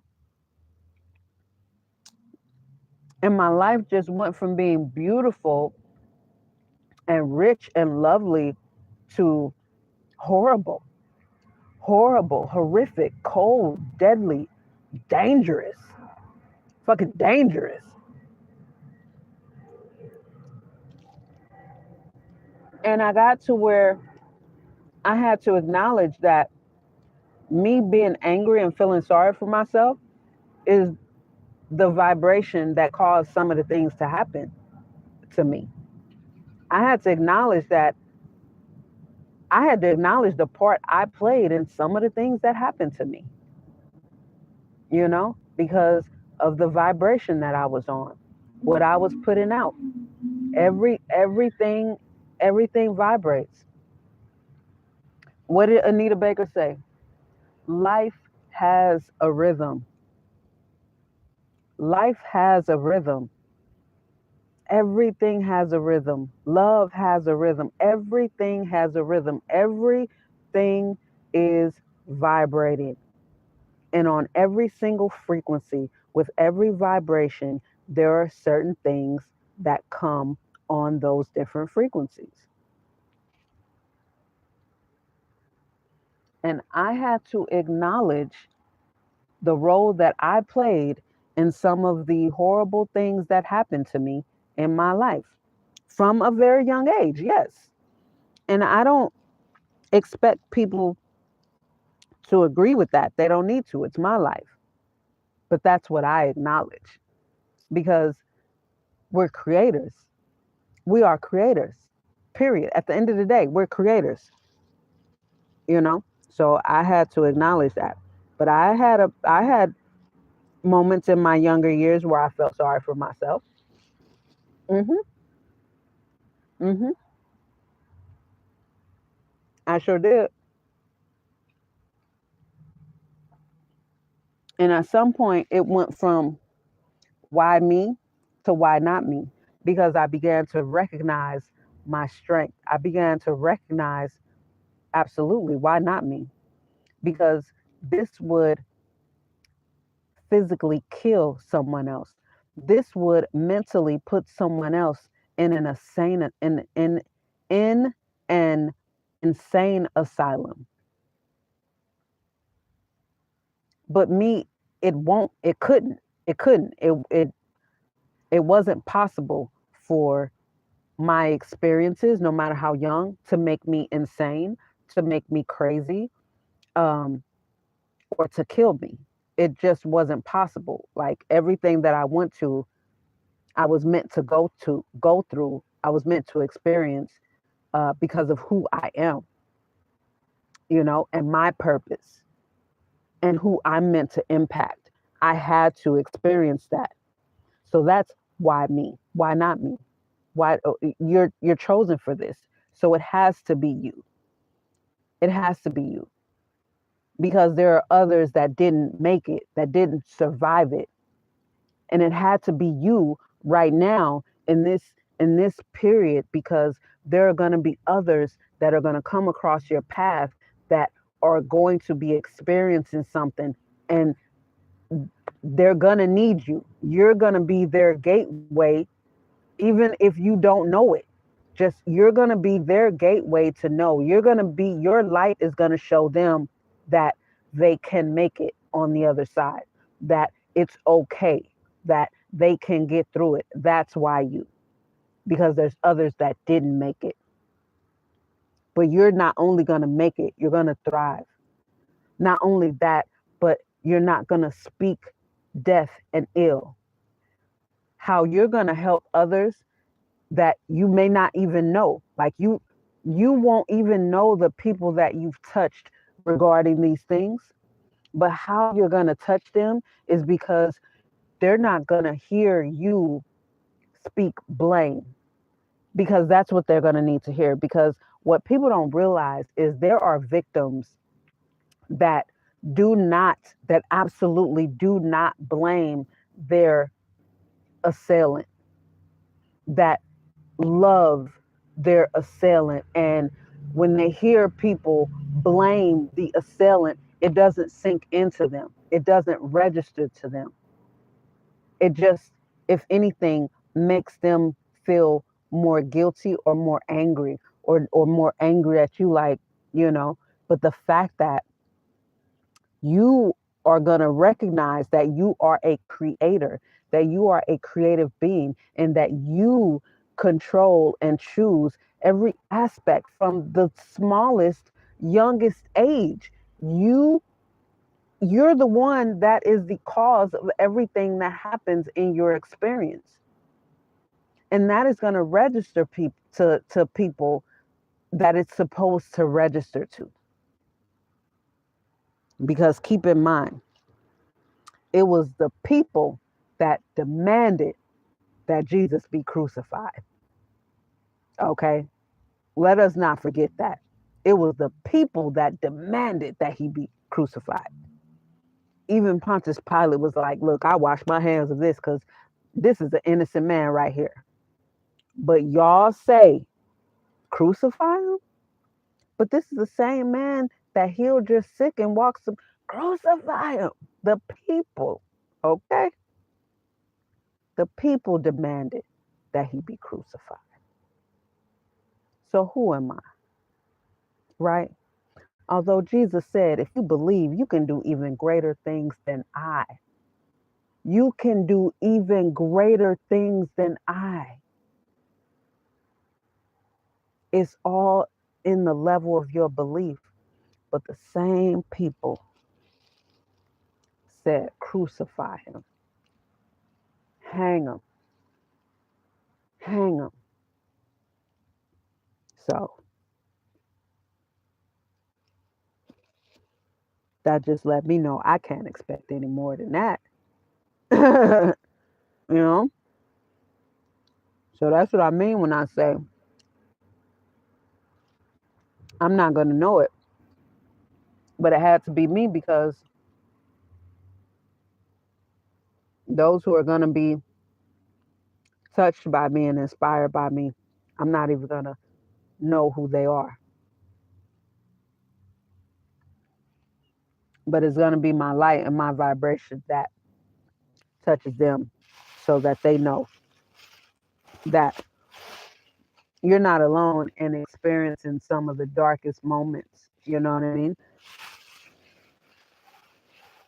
You're not alone in that. And you're not alone in not being a finger pointer through those things. You're not alone in that also, because I'm not a finger pointer. I acknowledge the role that I play. Because if I acknowledge that my life is my doing, whether it's my fault or to my credit, then I can change it. I can constantly change it. I'm the author. But if I'm blaming, that leaves me powerless. It leaves me powerless and no control. And just who can I wait for and expect to come and fix my life if I'm blaming if my life is everybody else's fault? Then who the hell gonna come fix it?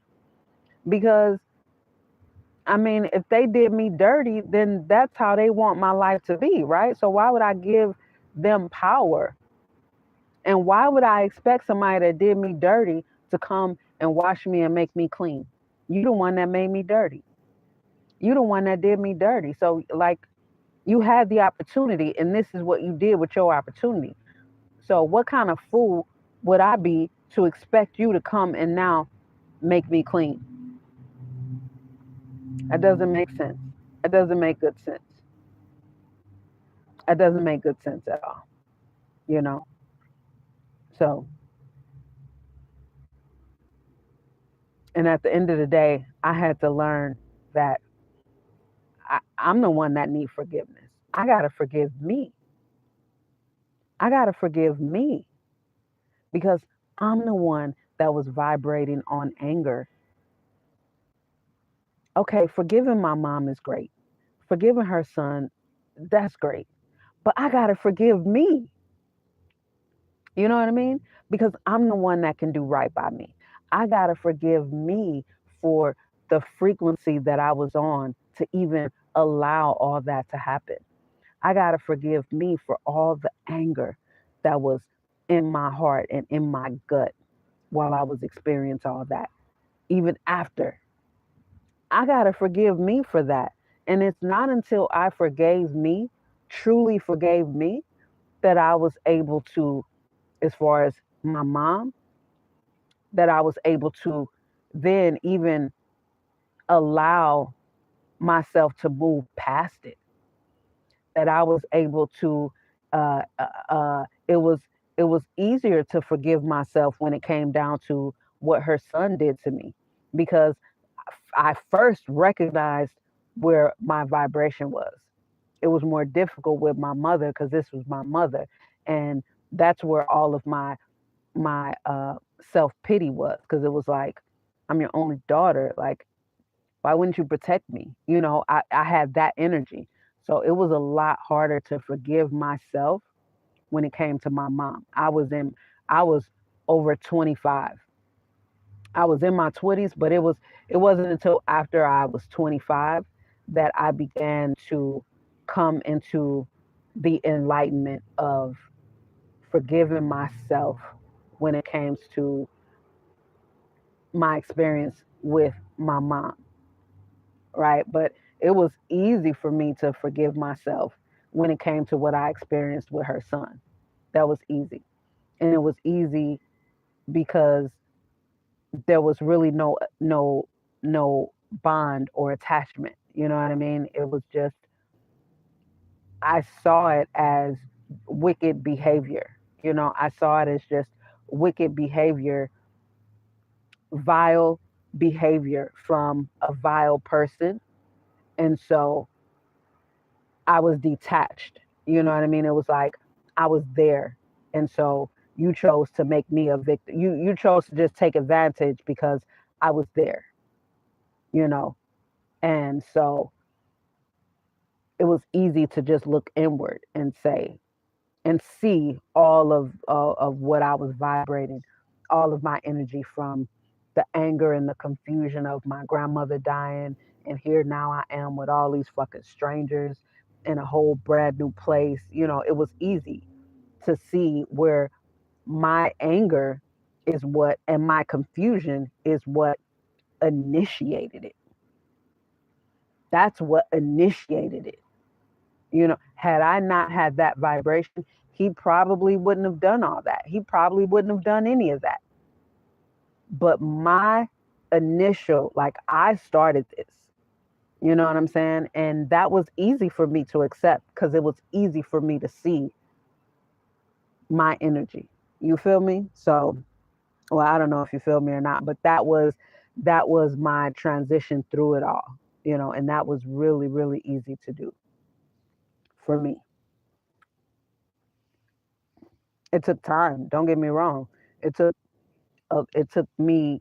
That's why, again, communication is my love language, and I didn't play when it came to my therapy sessions with myself. So I don't. Through all of that, bringing it back full circle. Through all of that, I've had an amazing life. I love my life, and I felt this way even through. I've had an amazing life because even as a kid, like my life in St. Louis, spoiled, rotten, having all the dopest of everything, having the best clothing, not having any hand me downs, having just all top notch shit, having even top notch photographs and expensive wood frame. Just my life has always been amazing. My life has always been amazing, and I'm grateful for every aspect of it. Every aspect, the highs, the lows, the in betweens. I'm grateful for it all. I love my life. I love life. I love living it, you know? And you know what else? All of the lowest moments that I've been through has made all the low moments from my 30s, because like I said, my 20s was tumultuous, right? But once I grew past that, from my 30s to now and entering into my 50s, anything that I've experienced from then, it's so much easier for me to acknowledge where I am. It's so much easier for me to immediately acknowledge what my vibration is and what frequency I'm on, and to get myself on the frequency of where I want to be and the things that I want. It's so much easier. And it's almost effortless. You know, honestly, it's almost effortless because I spent so much time inward in my 20s. I spent so much time inside that my 30s and 40s, it's just, yeah, I don't it's I easily recognize the vibration and the frequency that I'm on based on what's happening externally within my experience. You know, I recognize that I caused that. And so, what I can say right now, that's why, like, from the mansion, when I was in the mansion, I tell people things like that don't happen in my world. You know, I don't live off fear because I don't live on that frequency of where such low vibrational things happen. And that's why I shared with you guys the real raw, my raw in the moment reaction to when my passenger side window got busted. That, look, life is gonna happen. Like, because you have to be tested. If you say it's this, then you have to be tested.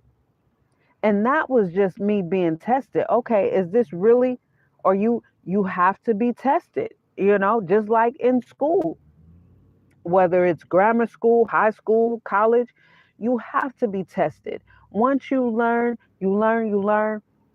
then quiz day, test day, it has to come. You've got to prove that you actually know what you've been learning, that you know what you know. So, of course, my window got busted. And when I shared with y'all my real, what did I say? God knows best. God knows best.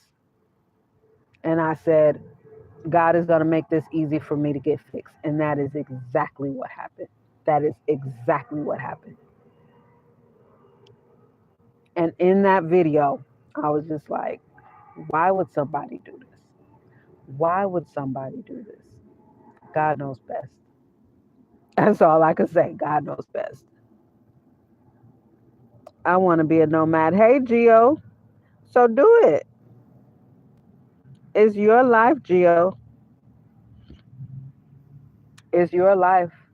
Live it however you want to. You should listen to the audiobook The Alchemist by Paulo Coelho. Paulo Coelho. It's called The Alchemist. You should listen. Everybody should listen to that. You can read it. You can read it. You can get the book, but it also, the free audiobook, the full free audiobook is here on YouTube, or I'm sure on Audible if you have Audible. But the free audiobook is on YouTube. It's called The Alchemist. You want to be a nomad? Listen to The Alchemist. Maybe Santiago can inspire you to take control of your life and live your life on your own terms, however you want to. So if you want to be a nomad, do it. Do it. If you do read or listen to that book, Geo, or anybody, um, please let me know what you think of it. Let me know what you thought of it and how it impacted you, if at all. It's called The Alchemist. So if you listen to it, let me know what you thought of it. Let me know what you think of it. It is an excellent, excellent book. It is an excellent book. 10 out of 10, highly recommend. So check it out. Check it out. You won't regret it. Here it is right here.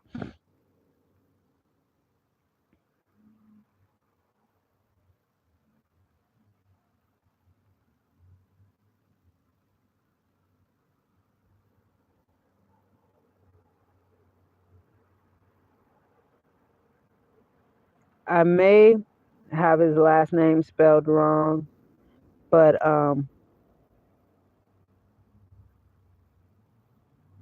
you'll find it. You'll find it. So that's the book right there. You should check it out. It's really good. It's really, really good. Make sure you show love to the like button. Make sure you hit that thumbs up button and subscribe if you're not subscribed. Join the My Creative Nomad Life family, friends, cousins. Yeah, it's nice in here. The water's fine. The water is just fine. So definitely check out that book.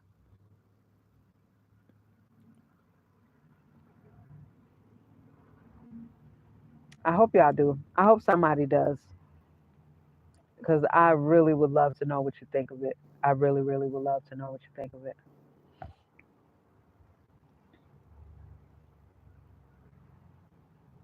especially with saying something like that. I want to be a nomad, so do it. Just do it. Ain't that what Nike say? Just do it. You just gotta just do it. That's all there is to it, you know? Because the thing about it is, you don't only live once. Your flesh only dies once. You live every single day.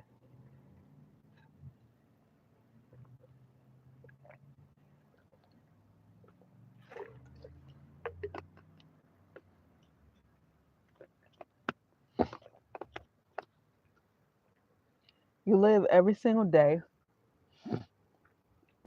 So why not live? Why not live every single day?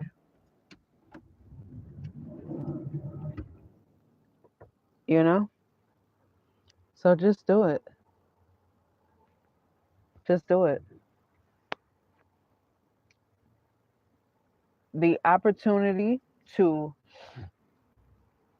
meet new people, to meet a variety of people, to share your life and your own experiences with people, the people who you could be crossing paths with in this life. That's the thing. Like to just experience this life as a human being, right? To be human, the only creature in creation that has the power to choose our own thoughts, control our own mind. We're the only creatures in creation that has free will. The only ones. The angels do not have free will. The jinn do not have free wills. The eagles do not have free will. None of the animals, none of the minerals, none of the insects, none of the animals in the ocean, no other living thing on this planet has free will. Not the sun, not the moon, not the stars in the sky. Only us. Only human beings have free will because we were created in God's image and likeness. That is why we have the power to make whatever we think here, no matter how good or bad. Your thoughts are seeds. And most human beings don't even acknowledge or um, take accountability or claim their harvest. We plant these seeds of negative thoughts and we don't even acknowledge our harvest or even recognize our harvest. You know what I mean? All the negative shit that we say and speak and think. And then when it happens and we just so easily say, see, I knew that was, I knew that was, I knew that was. But you'll say that, but not taking full accountability of that's your harvest. Yes, you knew that negative thing was going to happen because you said it, you thought it, you believed it. You didn't just think it and say it, but you believed it into existence. Why can't you do that when it comes to the good things that you have yet to imagine? We're the only creatures in creation that can do that. It's called free will, which we have. And it's not religion. Man made religion is why people think so fucked up and backwards and even conflicted in their thoughts. Because man made religion has told you that God is some entity outside of yourself. But every scripture that is a scripture tells you that God is within you. God is in you. Scripture says you are God's, but you will die like men, because that is the conquering. That is the conquering. God made himself into us so that he can conquer death. Right? The flesh dies, but we are spirit beings. Energy doesn't die. How do you kill off energy? It just transfers. But man-made religion, has poured such weakness into the greatness of human beings that you feel like it's blasphemy. Although scripture tells you, God has told you that you are God's. God has told you that I am within you. I am closer to you than a brother. I am closer to you than a friend. I am within you. You are created in my likeness. You are created in my image. We have scripture where Jesus said, you can do even greater things that I've done. If you believe, if you say to that mountain, be moved, and you believe that it can be done. God has said, we watched Jesus say to centurions and to just different people, do you believe that I can heal you? Then by your faith are you healed. Do you believe that if you just touch the hem of my garment, you'll be healed? Yes. Well, then by your faith are you healed. How many times did he say to Peter, all this time I've been walking with you and you still have little faith? Where is your belief? Where's your belief? When Peter was walking on water. And then once he realized he's walking on water, now he gets fearful and starts to sink because his belief was shattered. His belief was shattered when he see what he was doing, and you can equate that to your life. You've done some magnificent things in your life. And when you see, oh shit, I'm doing it, you catch yourself not able to blame anyone. You catch yourself not able to point fingers. You do it, and then it starts to collapse. You start to self-sabotage somehow or another. Somehow or another, you start to make decisions that make the whole thing collapse. Because in that moment, your faith, you started to disbelieve that you were really doing it, that you're capable of doing more. But by your faith are you healed, man. If you want to be a nomad, do it. You whatever it is, whatever it is. If it doesn't go against your morals, your integrity, if it doesn't go against humanity, if it doesn't hurt anyone, if it doesn't compromise anyone, if you're not going against the actual laws, if you're not murdering anyone, if you're not being envious and jealous of anyone, if you're not deceiving anyone, if you're not lusting, you know, if you're not conspiring to hurt anybody, if you're doing it out of love and out of the genuine capacity to want to help and want to grow and be better and just add to humanity, do it. Do it. And just know that you're capable of doing it. Know that you can. Anything you anything you attempt the first time or when you first start, you can't expect to be good at it. So when you fall, that's okay. Get back up from experience, right? When you get back up, you're not getting back up from doing it the first time again. When you get back up, you're getting back up with experience. So that next go round is from experience.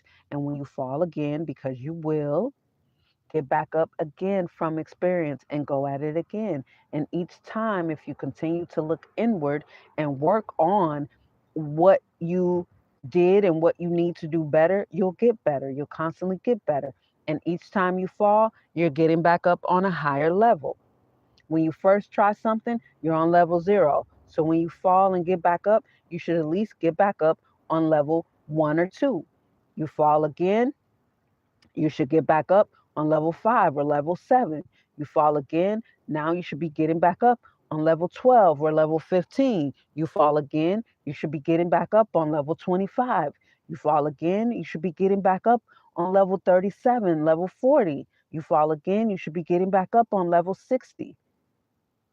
You know what I mean?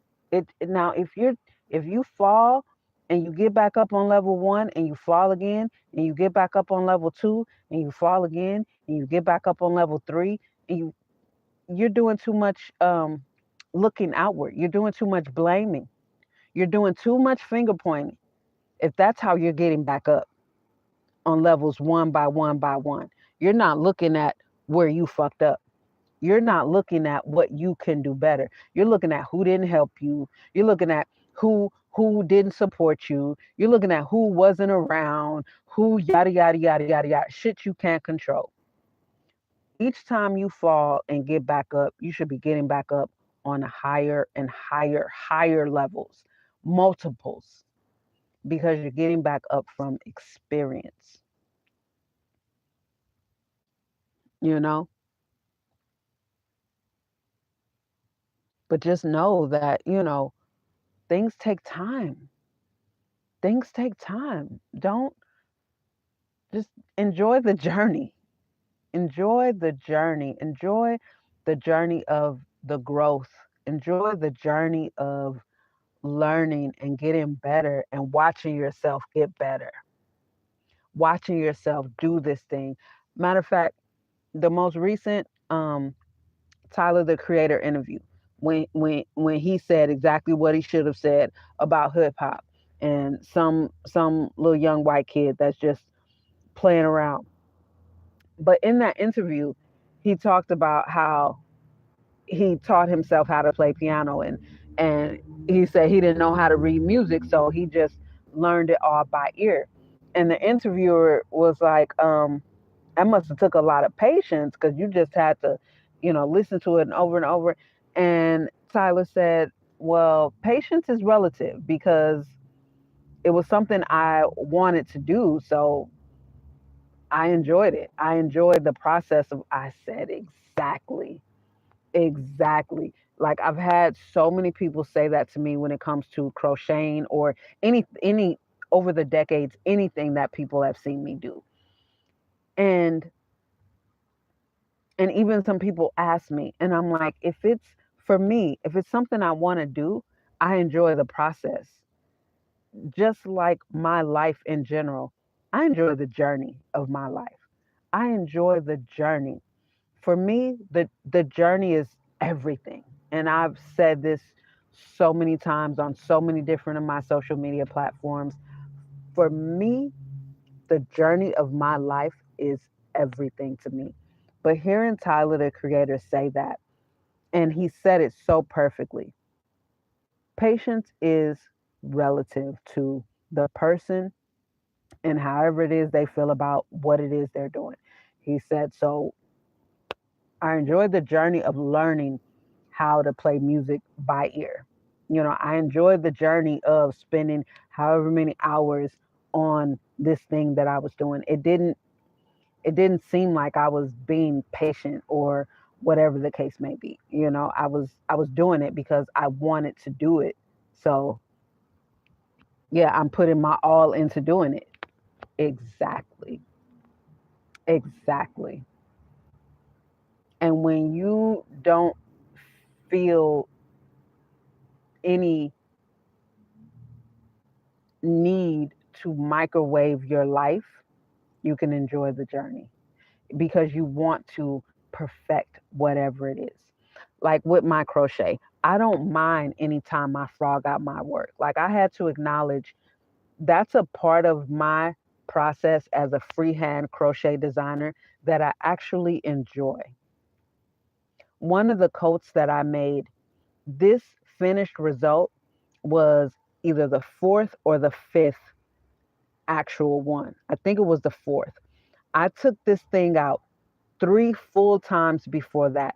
And the third time I took it out, I had the body of it damn near complete. The full body.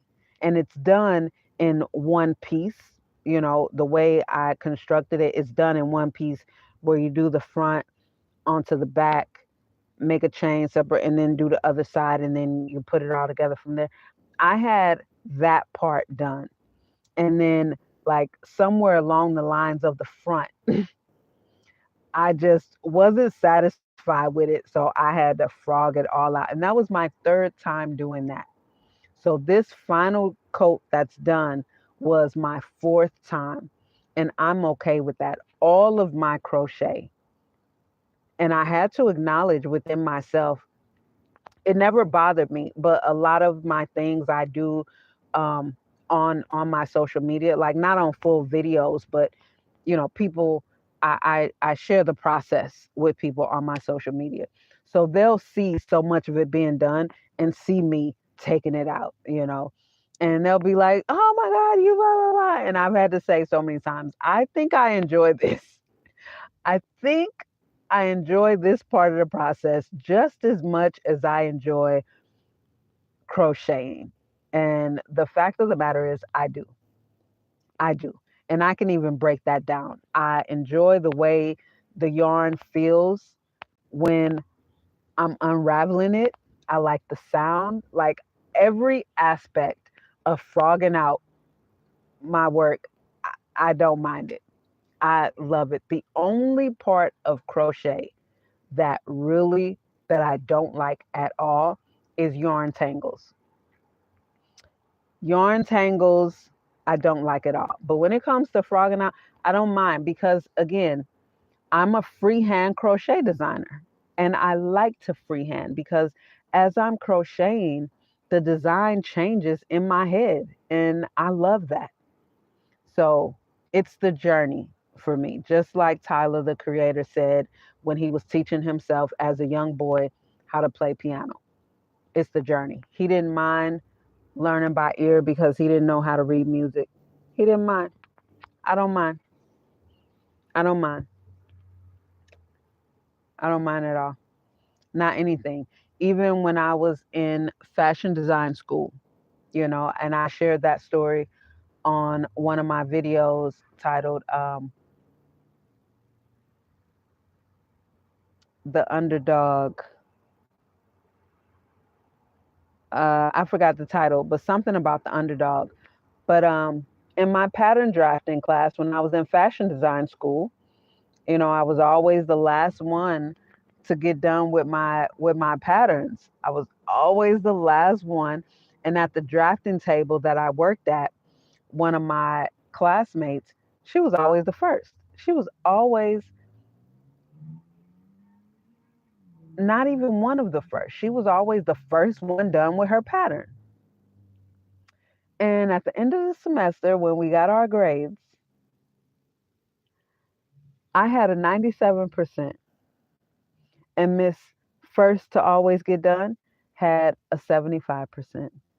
And my instructor, Julie, said to me when she handed me my grade with the biggest smile on her face, because she felt my angst with always being the last one, right? Because the rest of the class got to wait for me.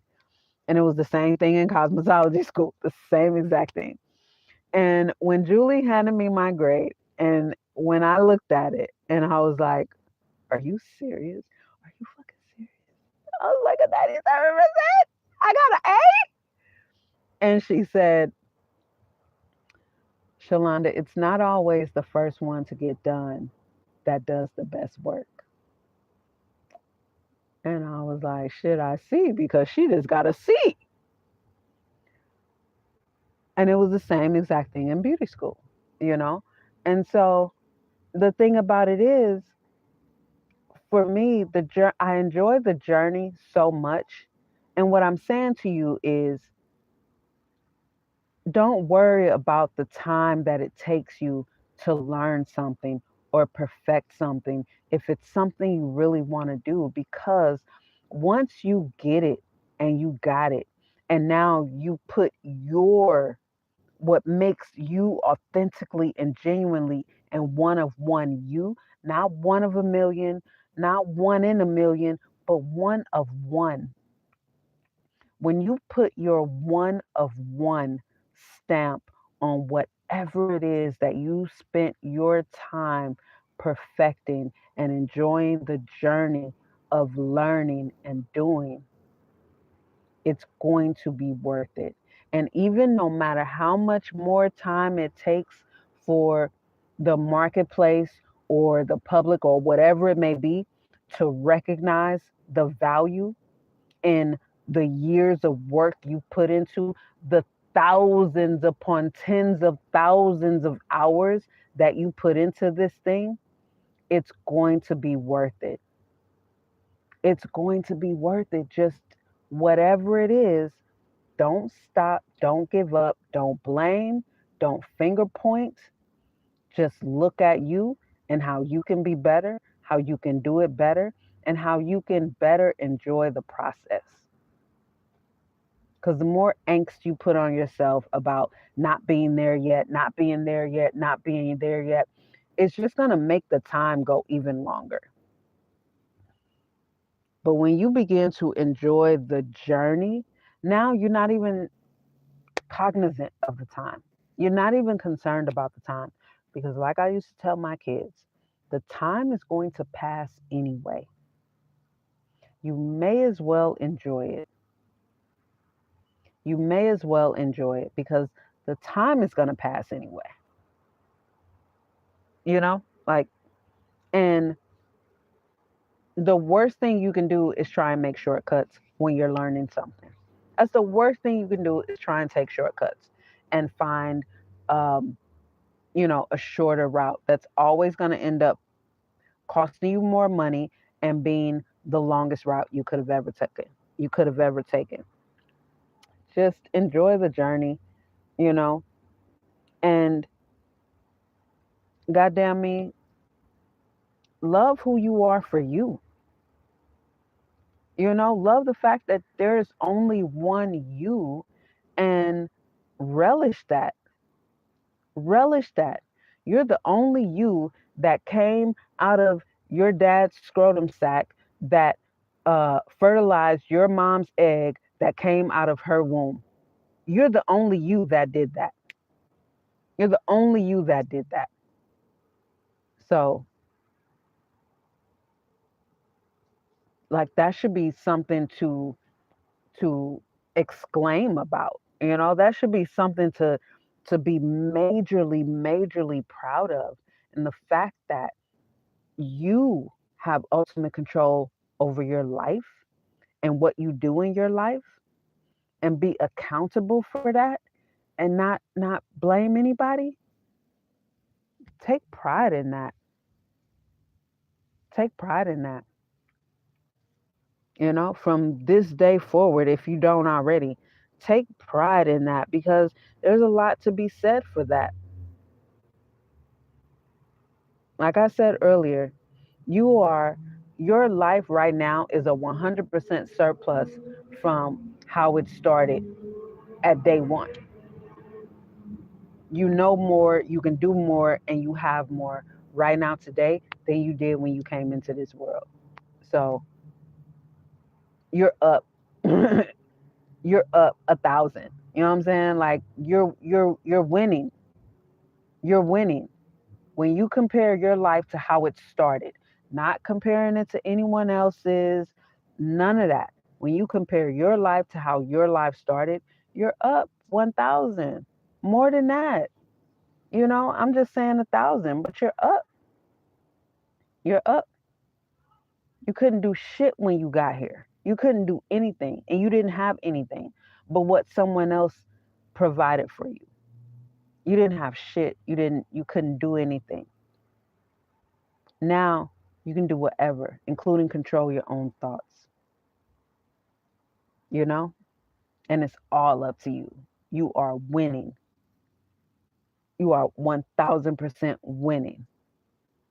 So be proud of that. Be proud of how far you've come. Be proud of what you've learned. Be proud of the mistakes that you've made, because if you haven't yet, you should. But those mistakes are your biggest lessons. Like, they're your biggest, this is what not to do, or this is how you do it right.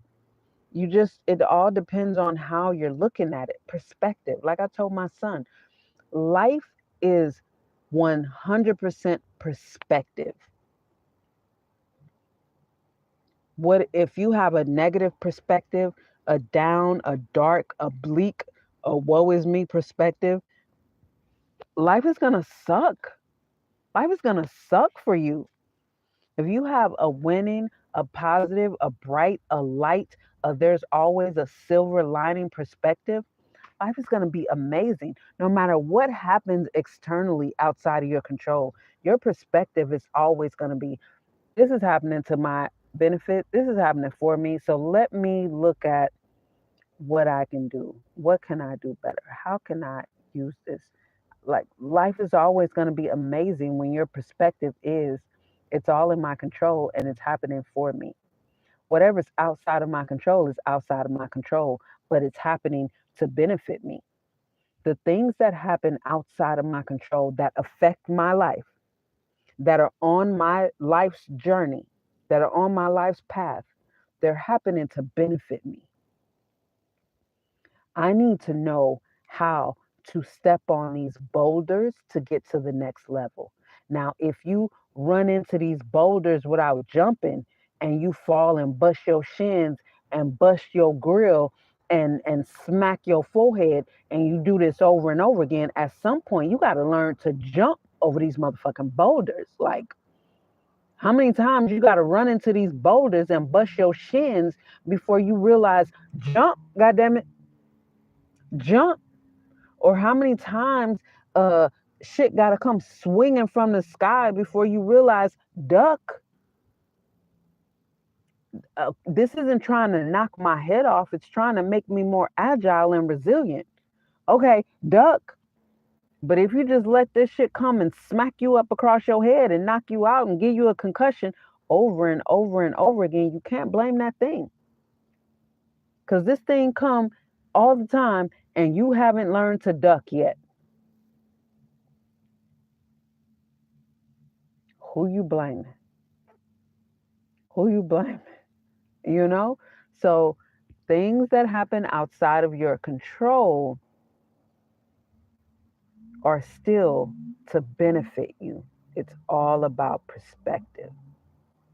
And I'm going to leave y'all with that so that you can ponder on that. Thanks, y'all, for joining me on this Friday Night Live. It has been a great one. I hope y'all enjoyed it. Make sure you hit the like button. If you watch this replay, make sure you hit that thumbs up. If you're not subscribed, subscribe. Check the links in the description. If you haven't already, pick up one of the journals that your girl put together. 6-month daily gratitude journal, journal of enormous ideas. They are on Amazon. I'll see y'all in the comments. Make sure you check out that book. That's not my book, but it is an amazing book, The Alchemist.